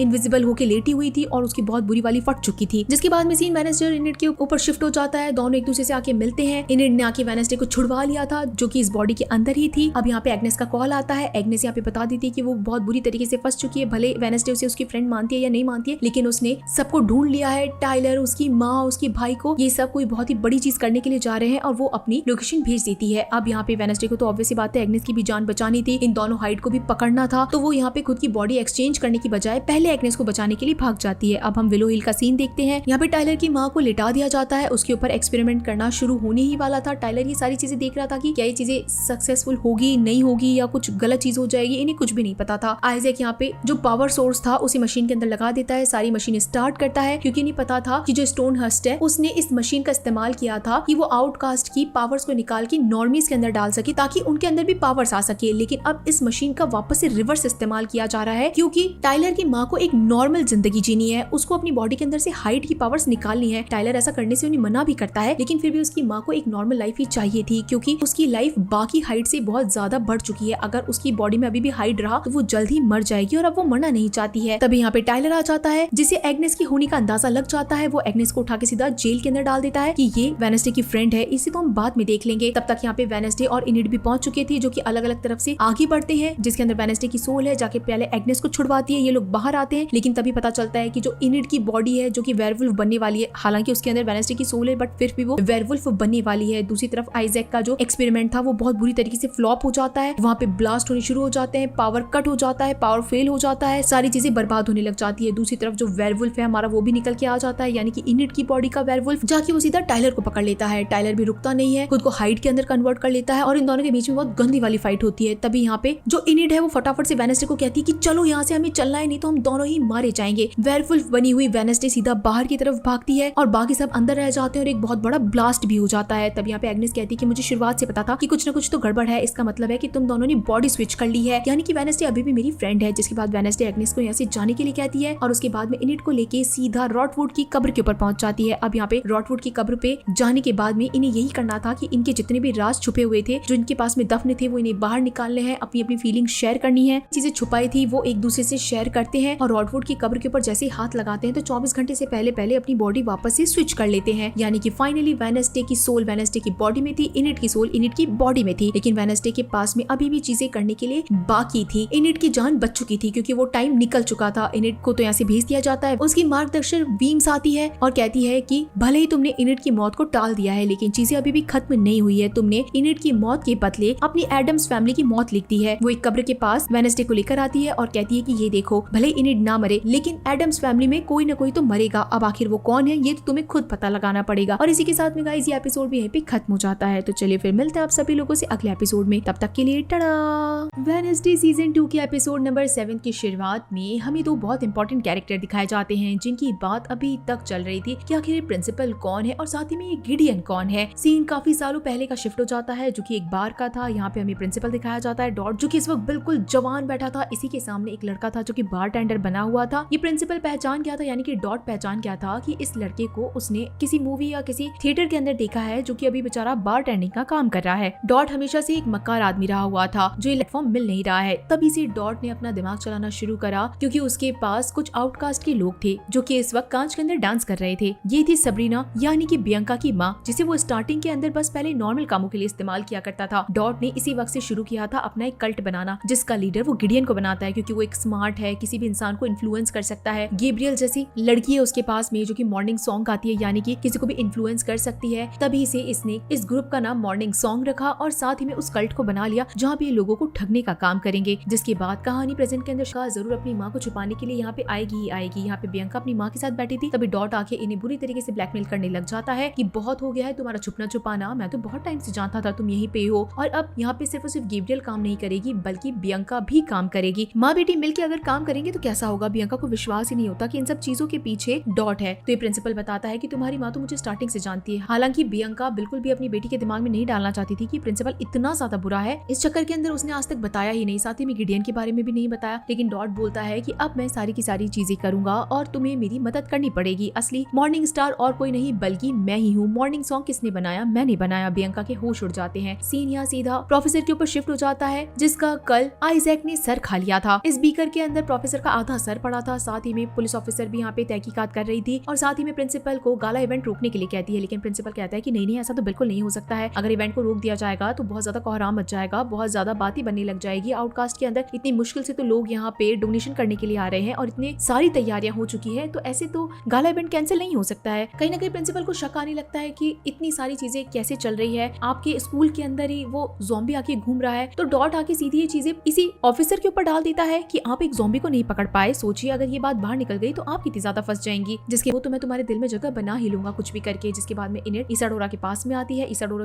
उसके ऊपर चिल्लाती है कि आखिर तुम कल रात केज से बाहर क्यों निकली थी। अब हम सभी को पता है कि कल रात तो भाई साहब बहुत अच्छा खासा हंगामा हुआ था, यानी कि इन लोगों की बॉडी शिफ्ट हो गई थी। तो इनिड कहती है कि मैम मुझे माफ कर दीजिए, मेरा बस मन नहीं लग रहा था इसलिए मैं बाहर चली गई थी। तो यहाँ पे इसाडोरा कहती है कि तुम्हारे मन लगने से चीजें नहीं होती है। तुम्हें भी पता है कि फुल मून की रात आने वाली है, तुम एक अल्फा हो और जब फुल मून के अंदर तुम अगर वेयरवुल्फ बन गई तो तुम हमेशा हमेशा के लिए बनी भी रह सकती हो। इनिड डर जाती है और कहती है कि क्या मैं अगर वेयरवुल्फ बन गई तो आखिर कितनी देर तक ट्रांसफॉर्म रहूंगी। इसाडोरा एकदम चुप हो जाती है और उसके बाद में कहती है कि अगर एक बार कोई भी अपने इस फॉर्म के अंदर अटक गया तो शायद वो वापस इंसान नहीं बन सकता। और सबसे बड़ी प्रॉब्लम ये है कि अगर वो वेयरवुल्फ बना तो कोई बात नहीं है, लेकिन अल्फा को बाकी सारे वुल्फ जिंदा नहीं रहने देते हैं। बाकी सारे कम्युनिटी वाले अल्फा को मार देते हैं क्योंकि वो बहुत ज्यादा स्ट्रॉन्ग होता है और भी न जाने कितनी सारी चीजों को मार सकता है। और इतने स्ट्रॉन्ग वुल्फ को कोई भी अपने पैक्ट के अंदर नहीं रखना चाहता है। लेकिन तुम बिल्कुल भी टेंशन मत लो, तुम ल्यूपिन केज के अंदर रहो, अच्छा होगा कि तुम इन चीजों से दूर रहो। आइजैक को थोड़ा डाउट होता है कि बियंका ऐसी बातें क्यों कर रही है। साथ ही में ऊपर प्रिंसिपल भी खड़ा था, बियंका ने भी देख लिया था। इसी चक्कर में वो आइजैक को कहती है कि प्लीज कोशिश करो कि इन चीजों से दूर रहो जितना हो सके। आइजैक को डाउट हो ही जाता है कि बियंका कुछ तो छुपा रही है। जिसके बाद में सीन वेडनेसडे के ऊपर शिफ्ट होता है। वो जब अपने रूम में आती है तो उसे अपनी नानी माँ मिलती है जिनका यहाँ पे होना तो बिल्कुल नामुमकिन था। वेडनेसडे कहती है कि यहाँ पे आप क्या करने आई है। नानी माँ फालतू का कंसोल करती है कि मुझे तो लगा तुम्हारी तबीयत बहुत ज्यादा खराब हो गई, शायद तुम जिंदा बचोगी भी नहीं बचोगी। तो वेडनेसडे कहती है कि हम दोनों में से कौन जिंदा है कौन मर गया किसी को कोई फर्क नहीं पड़ता, यहाँ क्या कर रहे हैं आप। तो नानी माँ कहती है कि भाई तुम्हारा प्रिंसिपल पागल हो गया है, मुझे बहुत सारी रिक्वेस्ट कर रहा है यहाँ पे इतना सारा डोनेशन देने के लिए और मैं बिल्कुल इंटरेस्टेड नहीं हूँ जब तक कि वो गिड़गिड़ाए ना। था कि उसकी नानी बहुत ही ज्यादा खराब है, जब तक प्रिंसिपल डॉट उसके कदमों में ना गिर जाए, उसकी तारीफों के पुल ना बांधे तब है, जो कि अपने माँ और मामा को लेके सीधा एक हॉस्पिटल पे पहुंच गया था। डॉक्टर को उसने जान से मार दिया था और अपनी माँ को यहाँ पे लेटा दिया था। आइजैक कहता है कि अगर तुम्हारी माँ को जल्दी खून नहीं दिया गया तो वो मर जाएगी, उसे एक हाइट का खून ही लगेगा, जल्दी से तुम्हारी रेस्ट लाओ। उसके बाद में वो टाइलर का खून निकाल के अपनी बहन के अंदर डालने लगता है ताकि एटलीस्ट उसकी माँ तो जिंदा हो सके। जिसके बाद में सीन यहाँ गाला इवेंट के ऊपर शिफ्ट हो जाता है। काफी अच्छा खासा बैकड्रॉप बना रखा था, माहौल एकदम पूरी तरीके से सैड था, लेकिन कहीं ना कहीं ने इस इतनी बड़ी गाला इवेंट को होते हुए देख ही रही थी क्योंकि हमेशा से उसे आगे रखा गया था कि तुम्हें इवेंट को पूरी तरीके से संभालना है। तभी यहाँ पे लरिसा वीम्स आ जाती है जो कि उसी बातें करने लगती है और कहती है कि तुम हमेशा से टॉप पे रहना चाहती थी, देखो तुम आज भी टॉप पे आ गई, मैं तुमसे हमेशा से जेलस रही हूँ लेकिन इस बार चीजें बदल गई है। मोटिशा कहती है कि वेडनेसडे ने इस बार क्या किया है। वीम्स बताती है कि नहीं, वेडनेसडे की इस बार गलती नहीं है बल्कि ये सारी गलती तुम्हारी माँ की है। कहीं ना कहीं वो तुम्हारे और वेडनेसडे के बीच में झगड़ों को बढ़ा रही है, तुमसे उसे दूर कर रही है, तुम्हें ये चीजें समझनी पड़ेगी। और वैसे भी तुम्हारी बेटी की पावर्स चली गई है, वैसे तो मैं तुमसे जेलस करती हूँ लेकिन इस बार तुम्हारी माँ जब बीच में आ गई है तो मुझे वो औरत भी कोई खास पसंद नहीं है, कोशिश करो वेडनेसडे के साथ में चीजें ठीक करने की। जिसके बाद हम वेडनेसडे को देखते हैं जो कि इनिट से मिलने के लिए आई थी क्योंकि इनिट को ल्यूपिन केज में रहना था क्योंकि वो कभी भी वेयरवुल्फ बन सकती थी। अब यहाँ पे इनिट वेडनेसडे को भी बताती है कि कैसे फुल मून की रात को अगर वो अल्फा रही और अगर वो ट्रांसफॉर्म हो गई तो हमेशा हमेशा के लिए वेयरवुल्फ में ही बनी रह जाएगी और अगर क्या वो कहीं भाग गई तो वेडनेसडे उसे ढूंढने के लिए आएगी या नहीं आएगी। वेडनेसडे उसे वादा करती है कि चाहे तुम कहीं पे भी चली जाओ मैं तुम्हें ढूंढ के निकाल लूंगी। तभी यहाँ पे एजैक्स आता है और अब जब उसे पता था कि बियंका की माँ बहुत बुरी तरीके से फंसी हुई है, कहीं ना कहीं तो वो गायब है, साथ ही में गिडियन भी है, वो इसी शहर के अंदर है, तो इन्हें कुछ ना कुछ तो करना ही पड़ेगा। वेडनेसडे का दिमाग चलना शुरू हो जाता है कि आखिर उसे करना क्या है। लेकिन तभी वेडनेसडे का बुलावा आता है क्योंकि यहाँ पे जो उसकी नानी माँ है वो अपनी पूरी प्रॉपर्टी को नेवरमोर के हवाले करने वाली कर रहे थे कि आखिर अब इन्हें आगे का क्या प्रोसेस करना है। जिसके बाद में सीन बियंका के ऊपर शिफ्ट हो जाता है। बियंका को यहाँ पे प्रिंसिपल बुलाता है क्योंकि यहाँ पे गिडियन उससे मिलने के लिए आया था। अब यहाँ पे गिडियन और डॉट के बीच में अच्छा खासा झगड़ा हो जाता है। गिडियन को बस अपना कुछ पैसा चाहिए था और वो यहाँ से हमेशा हमेशा के लिए चला जाता, लेकिन प्रिंसिपल का कहना था कि तुम्हें जहाँ कहा गया था तुम वहीं पे रहना चाहिए था ना, तुम वहाँ से भागे क्यों? तुम जैसे ही वहाँ से भागे तो हर जगह न्यूज छप गई, तुम्हें मेरा थोड़ा सा तो इंतजार करना चाहिए था। गाला इवेंट होने वाला है, गाला इवेंट के खत्म होते ही हमें हमारी प्रॉपर्टी मिल जाएगी, हम दोनों को हमारा हमारा हिस्सा मिल जाएगा। लेकिन गिडियन बिल्कुल भी डॉट की बातों में नहीं आना चाहता था। अभी इवन उसे गैब्रियल के साथ में धोखेबाजी करने के लिए भी बहुत ज्यादा शर्मिंदगी महसूस हो रही थी कि उसे गैब्रियल के साथ में कभी भी ऐसा नहीं करना चाहिए था, इवन डॉट के साथ में कभी मिलना ही नहीं। जो गिडियन को एक सेकंड में राख करके अंदर फेंक देता है और उसका एक स्टोन भी ले लेता है जिससे कि वो किसी की बातों में ना आ सके और उसके बाद में बियंका को गंदा वाला ब्लैकमेल करता है कि आगे का काम तो तुम्हें संभालना है। यहाँ पे गाला इवेंट शुरू हो चुका था, एंट्री होती है डॉट की और इसी के साथ में सबसे बड़ी डोनेशन देने वाली यानी कि नानी की। दोनों अंदर आते हैं, बोट के ऊपर बैठे थे। डॉट बस नानी को बटर लगा रहा था, सारी चीजें समझा रहा था, जहाँ पे नानी कहती है कि हाँ ठीक है मुझे आगे की चीजें बताओ कि आखिर करना क्या है, क्या चल रहा है। और साथ ही में वो अपनी बेटी से भी खुश होती है कि इतनी सारी अरेंजमेंट उन्होंने बहुत अच्छी तरीके से करी है। वेडनेसडे फैमिली फिर से एक साथ में खड़ी थी, खुश तो हो नहीं रही थी, एक दूसरे को बस टॉन्ट मार रहे थे। तभी यहाँ पे बियंका आती है जो कि वेडनेसडे से आ गया है। यहाँ पे हमें इनिट का भी सीन दिखाया जाता है, वो ब्रूनो से बात कर ही रही थी, लेकिन तभी यहाँ पे एक और लड़की आ जाती है यानी कि ब्रूनो की जो ओरिजिनल गर्लफ्रेंड थी। इनिट कहती है कि नहीं मुझे तुम लोगों के बीच में नहीं आना है, तुम दोनों साथ में रहो, ज्यादा खुश रहोगे। और इनिट वहाँ से निकल जाती है। बेचारी को बुरा तो लग ही रहा था कि ब्रूनो ने उसके साथ में डिच किया, लेकिन यहाँ पे रह के करती भी क्या, वो एक कमरे में जाके अकेली बैठी थी। लेकिन तभी उसे किसी की रोने की आवाज आती है जो कि एग्नेस थी और एग्नेस बस कहती है कि मैं फेल हो गई, मैं हमेशा से वेडनेसडे की बेस्ट फ्रेंड बनना चाहती थी लेकिन तुम जीत गई। जहाँ पे इनिट कहती है कि पागल लड़की, वेडनेसडे अपने आप के अंदर ही बहुत खतरनाक है, उसका कोई दोस्त नहीं है, अगर हमें उसके साथ रहना है तो हमें ही रहना पड़ेगा, ऐसा नहीं है कि वो हमारे पीछे आएगी। और तुमने खुद की पर्सनैलिटी आखिर भूली ही क्यों थी, तुम उसके साथ में जितनी ब्रूटल रहोगी वो उतनी ज्यादा खुश रहेगी। एग्नेस ने बेचारी ने पूरा अपना हुलिया बदल लिया था और अब कहीं ना कहीं इनिट की बातों से मोटिवेट होकर वो भी नॉर्मल लाइफ में आ चुकी थी। साथ ही में इनिट भी परेशान थी क्योंकि उसका पूरा का पूरा डांस वांस सब खराब हो गया था। उसका डांस पार्टनर ब्रूनो था और अभी उसे ब्रूनो के साथ में डांस नहीं करना था। तब यहाँ पे एग्नेस कहती है क्यों ना मैं तुम्हारे साथ में डांस करूं, मैं तुम्हारी पार्टनर बन जाऊं। यानी कि वो इनविजिबल होके इनिट की पूरी डांस प्रैक्टिस भी देख रही थी। जिसके बाद में सभी टेबल के ऊपर बैठे थे, खाना वाना खा रहे थे और इन्हें पता करना था कि आखिर नेक्स्ट प्रोग्राम क्या होने वाला है। सेरेमनी के अंदर ये अपनी अपनी बातें बताएंगे, उसके बाद में डांस वांस होगा। हम यहाँ पे पक्सली को देखते हैं जो कि इस गाला इवेंट को छोड़ के बाहर आ गया था। तभी यहाँ पे उसे यूजिन मिलता है जो कि कहता है कि तुम बाहर क्यों आए, पूरी फैमिली तो तुम्हारी अंदर है। तो पक्सली कहता है कि मैं मेरी फैमिली के साथ में हूँ या नहीं हूँ उन्हें वैसे भी फर्क नहीं पड़ता, मैं यहाँ से बाहर निकल गया उन्हें ये भी पता नहीं चलेगा। दूसरी तरफ इन्हें पक्सली याद आता है कि पक्सली तो है ही नहीं, आखिर वो कहाँ पे गया होगा। तभी यहाँ पे सब भागे भागे पक्सली को पकड़ने के लिए जाते हैं, लेकिन हमें यहाँ पे पक्सली ग्रेवयार्ड की तरफ बैठा हुआ दिखाई देता है। उससे मिलने के लिए उसका दोस्त यानी कि आइजैक आता है और इस बार कहता है कि मुझे माफ करना, ये थोड़ा सा ज्यादा हो गया है, तुमने भले मेरी बहुत मदद करी है। और वो पक्सली को बेहोश करके अपने साथ ले जाता है। यहाँ पे जब तक वेडनेसडे और यूजिन आते हैं तब तक बहुत देर हो जाती है। क्योंकि यहाँ पे पक्सली था ही नहीं। और इसी के साथ में गाइस ये सेकंड लास्ट एपिसोड यहीं पे खत्म हो जाता है। तो चलिए फिर मिलते हैं आप सभी लोगों से बहुत अमेजिंग वेडनेसडे सीजन 2 के लास्ट एपिसोड में। तब तक के लिए टाटा। वेलकम एवरीवन, मैं हूँ प्रतीक्षा। वेडनेसडे की इतनी सारी गुत्थियां सुलझाते सुलझाते आखिरकार हम इसके 8th एपिसोड पे पहुंच चुके हैं, जहाँ पे न जाने कितने सारे राज खुलने वाले हैं। हालांकि काफी सारे राज तो इन 7 एपिसोड में पता चले हैं, लेकिन उनका आंसर क्या हो सकता है, इनकी कनेक्टिविटी क्या हो सकती है और किस तरीके से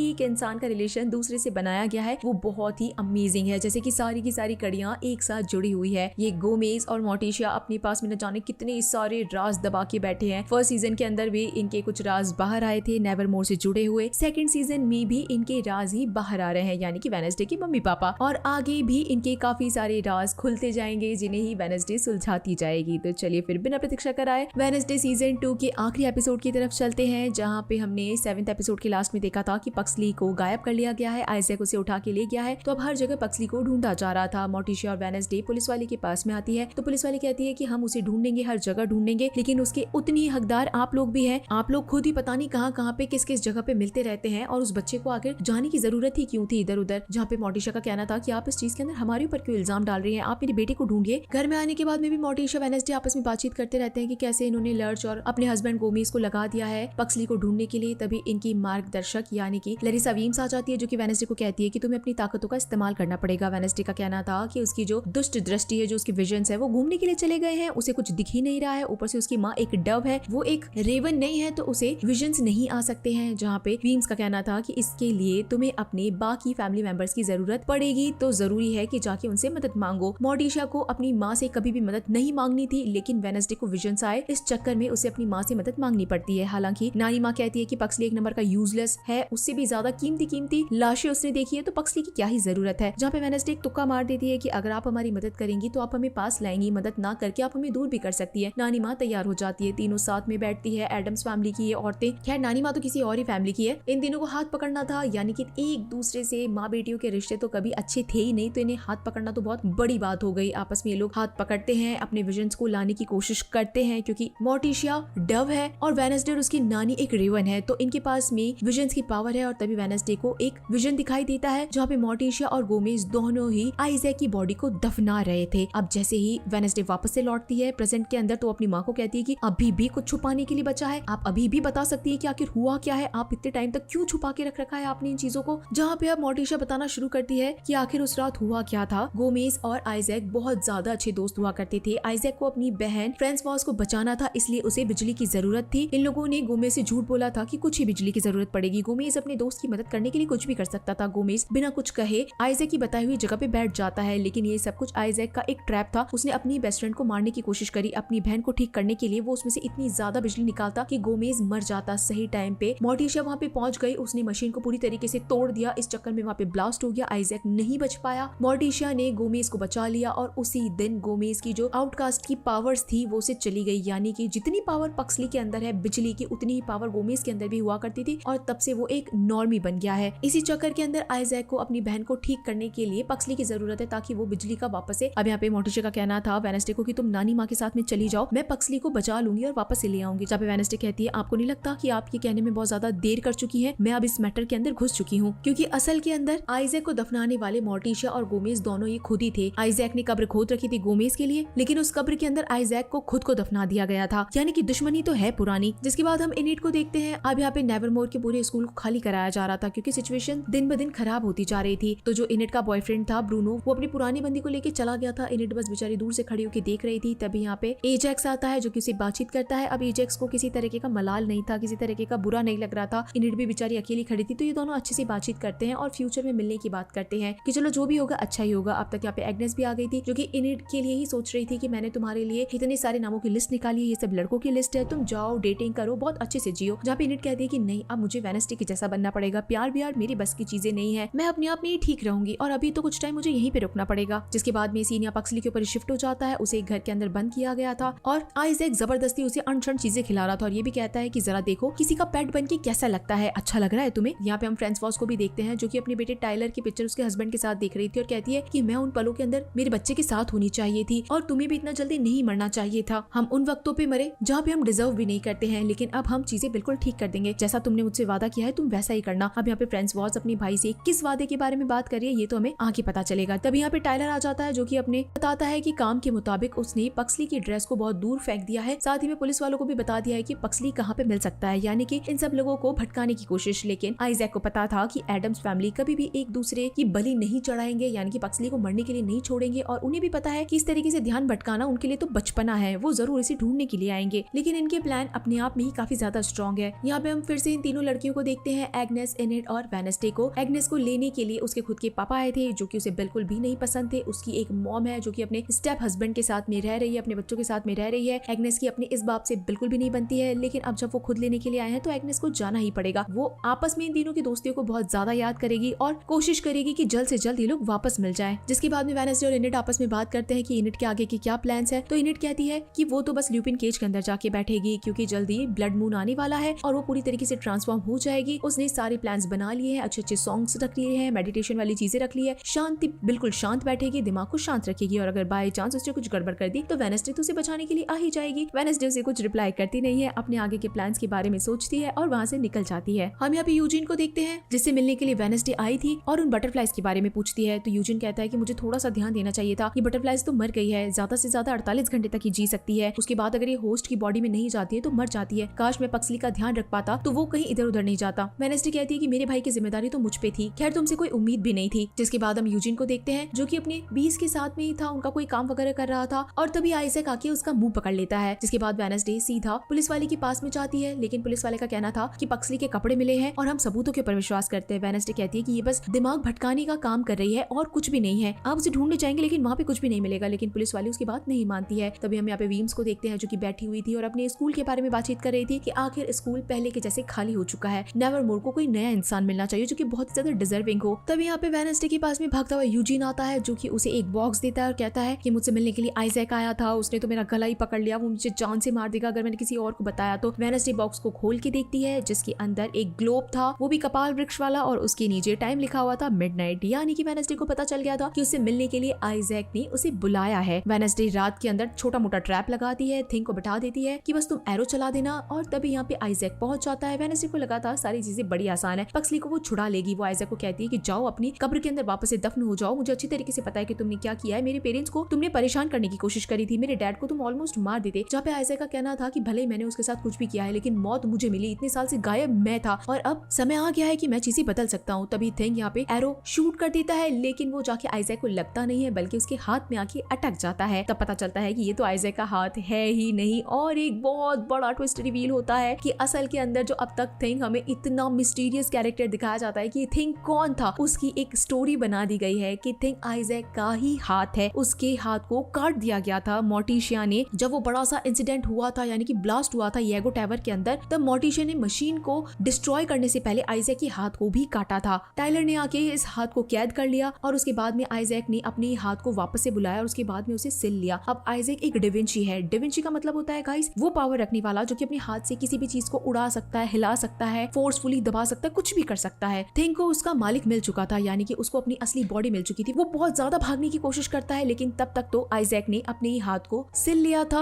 और खुद का एक हिस्सा बना लिया था। टाइलर इन सारी चीजों को देख रहा था लेकिन उसे ऐसा लग रहा था कि चीजें पसंद नहीं आ रही है, बट फिर भी वो अपने मामा के सामने क्या ही कहता। टाइलर ने वेडनेसडे का गला पकड़ लिया था और आइजैक ने उसे उठा के सीधा कब्र के अंदर घुसा दिया था, जिस कब्र के अंदर से वो खुद सो के उठा था। उसके बाद में पूरा मिट्टी विट्टी आ जाती है। वेडनेसडे कुछ भी नहीं कर पाती, उसने बेवकूफी करी थी कि वो यहाँ पे अकेली आई, कोई बैकअप लेकर आती तो शायद अभी सिचुएशन के अंदर नहीं फंसती। जिसके बाद में आइजैक टाइलर और पक्सली को लेकर अपनी बहन के पास में वापस आ जाता है। फ्रांसवाज देखती है कि उसके भाई का हाथ उसे मिल चुका है। तभी यहाँ पे हम देखते हैं कि एग्नेस ने ये सारी चीजें देख ली थी। वो भाग के इनिट के पास आती है, उसे सारी स्टोरी बताती है और मदद के लिए बुलाती है। इनिट और एग्नेस आके वेडनेसडे की कब्र को खोदने लगते हैं लेकिन उनसे वो खुद ही नहीं रही थी क्योंकि वो तो बहुत ज्यादा डीप थी। इनिट को समझ में आता है कि अगर उसे वेडनेसडे को बचाना है तो उसे अपने ओरिजिनल फॉर्म के अंदर आना पड़ेगा। तभी ब्लड मून वाला मून उसे दिख जाता है और वो ट्रांसफॉर्म हो जाती है। शायद उसे नहीं होना चाहिए था, फिर भी वो वेयरवुल्फ के अंदर बदल जाती है। वो 2-3 बार पंजे मारती है और इतनी सारी मिट्टी को एक बार में हटा देती है। वेडनेसडे को उठाया जाता है और वेडनेसडे कुछ ही देर के अंदर अपनी डेडली आंखें खोल देती है। वेडनेसडे को पता चलता है कि उसे उठाने के लिए इनिट को वेयरवुल्फ बनना पड़ा। ऊपर से यहाँ पे पक्सली भी नहीं है। वीम्स भी उसे कहती है कि तुम्हें जो भी करना है थोड़ा जल्दी करो, नहीं तो काफी ज्यादा देर हो जाएगी। इनिट यहाँ से भाग के चली जाती है। वेडनेसडे एग्नेस को कहती है कि जाओ उसका पीछा करो, कुछ भी हो उसे अकेला मत छोड़ना। दूसरी तरफ हम आइजैक को देखते हैं जो कि येगो टावर के अंदर आ चुका था। हर चीज ढकी हुई थी, हर चीज के पुर्जे अलग अलग पड़े थे क्योंकि यहाँ पे तो काफी टाइम पहले ब्लास्ट हो गया था। अब जब आइजैक को अपना हाथ मिल चुका था, डिविंची वाली पावर मिल चुकी थी, तो वो बहुत ज्यादा स्ट्रॉन्ग बन चुका था। पर्दे हटाता है, सारी मशीनों के पुर्जों को एक एक करके जोड़ देता है और उसके बाद में मशीन को स्टार्ट करना शुरू करता है। यहाँ पे हम वेडनेसडे को देखते हैं जिससे मिलने के लिए उसके माँ बाप आ चुके थे, लेकिन पक्सली को लेके काफी ज्यादा टेंशन में थे कि पक्सली कहाँ पर है। और साथ ही में वेडनेसडे थिंक के बारे में भी कहती है कि अगर आप लोग मुझे नहीं बता पाए कि थिंक की क्या स्टोरी है तो एटलीस्ट उसको खुद को तो बताती कि उसकी क्या लाइफ थी। यहाँ पे मोर्टिशा और गोमेज दोनों बताते हैं कि थिंक को अगर बता दिया जाता कि वो किसका पार्ट है तो उसे बहुत ज्यादा बुरा लगता। उसे अगर ये पता चलता कि गोमेज के ऊपर किस तरीके से अटैक हुआ है तो उसे बहुत ज्यादा बुरा लगता। वो अपनी पूरी याददाश्त भूल चुका था आइजैक से अलग होने के बाद में, बस वो जिंदा था झटकों के चक्कर में, बाकी उसे कुछ भी याद नहीं था, इसीलिए हमने बस उसे अपना फैमिली का मेंबर बना के रखा। मोर्टिशा यहाँ पे गोमेज को आगे तक नहीं जाने देती और कहती है कि तुम जाके बैकअप को बुलाओ, हम यहाँ पे दोनों संभाल लेंगे। गोमेज को जाना तो नहीं था बट फिर भी इन दोनों के कहने पे वो निकल जाता है क्योंकि उसके खुद के पास तो पावर्स है नहीं, यहाँ पे रुकेगा तो मारा जाएगा। आइजैक ने यहाँ पे ऑलमोस्ट सारी मशीन को स्टार्ट कर दिया था। अब यहाँ पे हमें एक और चीज पता चलती है कि फ्रांसवाज़ ने अपने भाई से एक वादा किया था। ये वादा था कि अब उसे अपनी बॉडी के अंदर से हाइड नहीं निकालना था क्योंकि उसकी ऑलमोस्ट जिंदगी खत्म हो चुकी थी। टाइलर के आगे उसकी पूरी जिंदगी पड़ी है, तो क्यों ना उसके अंदर से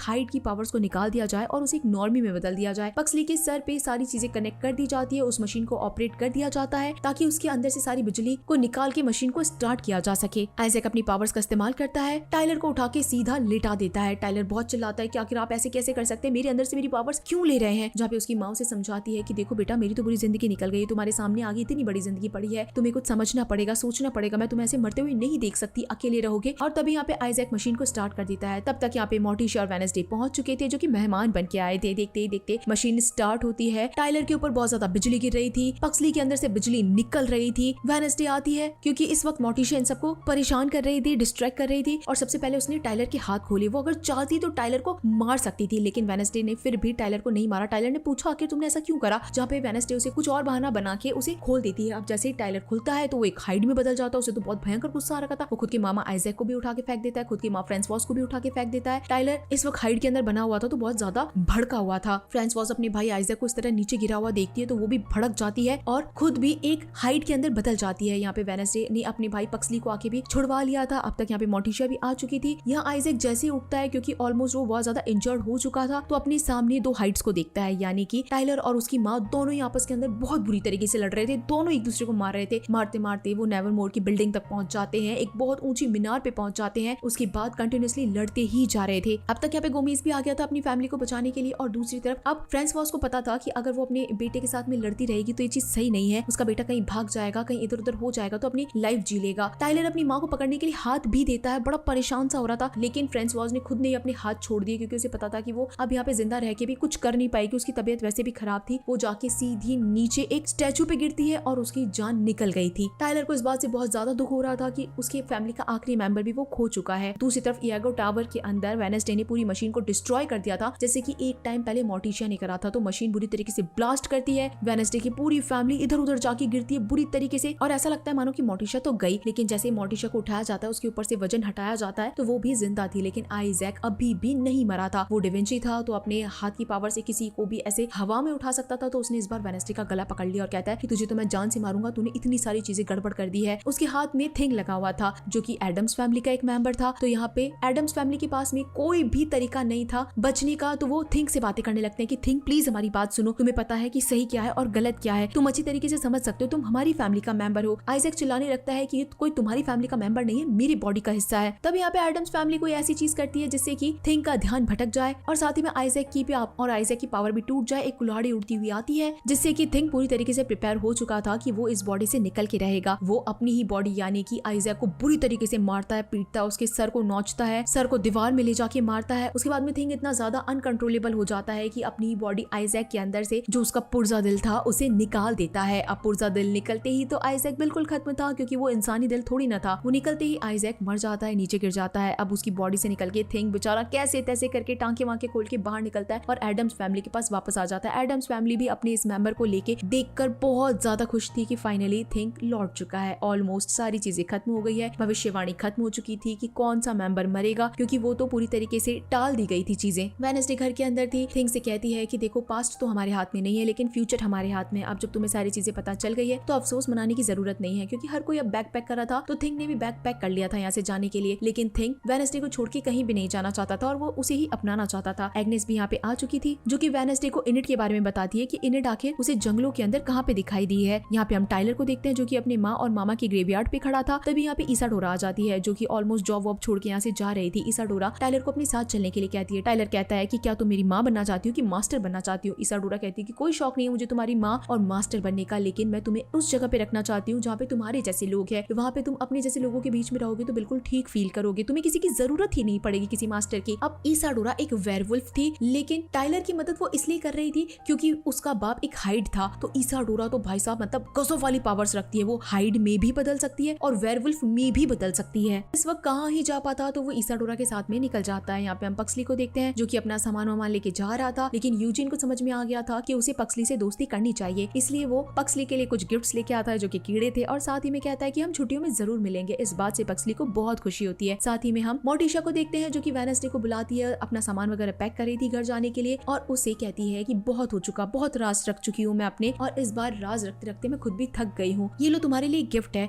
वो आंट ऑफेलिया की डायरी वेडनेसडे को देती है और कहती है कि तुम इसकी सही हकदार हो पढ़ने की। वेडनेसडे जैसे उस डायरी को देखती है तो बड़ी खुश हो जाती है और पहली बार अपनी माँ को थैंक यू करती है। तभी यहाँ पे लेरिसा वीम्स आ जाती है जो कि मार्गदर्शक है और उसे कहीं ना कहीं इन माँ बेटियों के रिश्तों को भी ठीक करना था। इन दोनों का रिश्ता कहीं ना कहीं अब ठीक था, तो वो कहती है कि अब मेरी जरूरत नहीं है, जब भी मेरी जरूरत पड़ेगी तो मैं वापस आ जाऊंगी। कहीं ना कहीं आपस में सब इमोशनल थे कि वीम्स ने वेडनेसडे की बहुत मदद करी है और अब वीम्स जा रही है, तो वेडनेसडे को इतना बुरा तो नहीं लग रहा था क्योंकि जरूरत पड़ते ही वीम्स वापस भी आ जाती। जिसके बाद गोमेज आता है, सामान वामान पैक करने के लिए कहता है, लेकिन वेडनेसडे मना कर देती है कि मैं आप लोगों के साथ में घर नहीं जा रही हूँ, बल्कि उसके तो कुछ और ही प्लान्स थे। उसने अपने पार्टनर को बुला रखा था जो कि थे अंकल फेस्टर। अंकल फेस्टर यहाँ पे बहुत ही गजब वाली बाइक लेकर आते हैं, वेडनेसडे को बिठा लेते हैं। वेडनेसडे सारी कहानी बताती है फेस्टर को कि हमें इनिट को ढूंढने के लिए जाना है जो कि एक अल्फा है। अंकल फेस्टर बताते हैं कि भाई साहब अल्फा तो बहुत खतरनाक होते हैं, वो तो कच्चा ही किसी को फाड़ के खा जाए और वो तुम्हारी फ्रेंड निकली, चलो बड़े मजे आएंगे, जर्नी में हमें और भी नई नई चीजें मिलेगी। वेडनेसडे अंकल फेस्टर के साथ इनिट को ढूंढने के लिए निकल गई थी और थिंग इनके बिल्कुल साथ में ही था। अब यहाँ पे हमें इसाडोरा का सीन दिखाया जाता है जो कि टाइलर को अपने साथ लेके जा रही थी, लेकिन मुझे तो ये कैरेक्टर थोड़ा सा तो नेगेटिव लग ही रहा है, तो वो टाइलर को क्या सिखाएगी क्या नहीं सिखाएगी ये तो गाइस थर्ड सीजन में पता चलेगा। वेडनेसडे बैठ के अपनी आंट ओफेलिया की जैसे ही डायरी टच करती पड़ती है तो एकदम से उसे विजन्स आते हैं कि जैसे वो जिंदा है और कहीं आसपास में ही है। इसी के साथ हम इनिट को देखते हैं जो कि बेचारी वेयरवुल्फ बनी हुई है और जंगलों के अंदर इधर उधर अकेली भटक रही है। वो लड़की जिसे लोगों के साथ में रहना इतना पसंद है। इसी के साथ में एक बहुत ही गजब वाला सीन दिखाया जाता है, मतलब इतनी भयंकर मिस्ट्री रख दी है थर्ड सीजन के लिए कि जो नानी माँ है यानी कि हेस्टर वो अपने घर के नीचे जाती है, दरवाजा खुलवाती है, एक तहखाना जैसा था, दरवाजा खोल के वो बोलती है ओफेलिया, यानी कि ओफेलिया जिसे बोला गया है कि वो तो मर गई है इतने सालों से, उसे अपने ही घर के एक कमरे के अंदर कैद कर रखा है। बड़ी गजब की पीछे से दिख रही थी आंट ओफेलिया और सामने वो दीवारों पे खून से लिख रही थी वेडनेसडे मस्ट डाई। अब उनका वेडनेसडे से क्या झगड़ा है, नानी माँ ने अपनी बेटी को क्यों कैद कर रखा है, और जब ओफेलिया इतने टाइम से बंद हो रखी है तो वेडनेसडे को कैसे जानती है, न जाने कितने सारे इसकी कहानियां बनाई जा सकती है, कितने सारे प्रेडिक्शंस करे जा सकते हैं। तो ये तो गाइस एकदम प्रॉपर थर्ड सीजन का बेस है जहाँ पे आखिर के अंदर हम वेडनेसडे और फेस्टर को देखते हैं जो कि अपनी इस जर्नी के लिए निकल जाते हैं। और इसी के साथ में गाइस ये आखिरी एपिसोड यहीं पे खत्म हो जाता है। तो आप सभी लोगों को ये एपिसोड कैसा लगा मुझे जरूर बताइएगा। वेडनेसडे की पूरी एक्सप्लेनेशन आपको कैसी लगी मुझे जरूर बताइएगा। तो चलिए फिर मिलते हैं आप सभी लोगों से अगली सीरीज में, तब तक के लिए टाटा।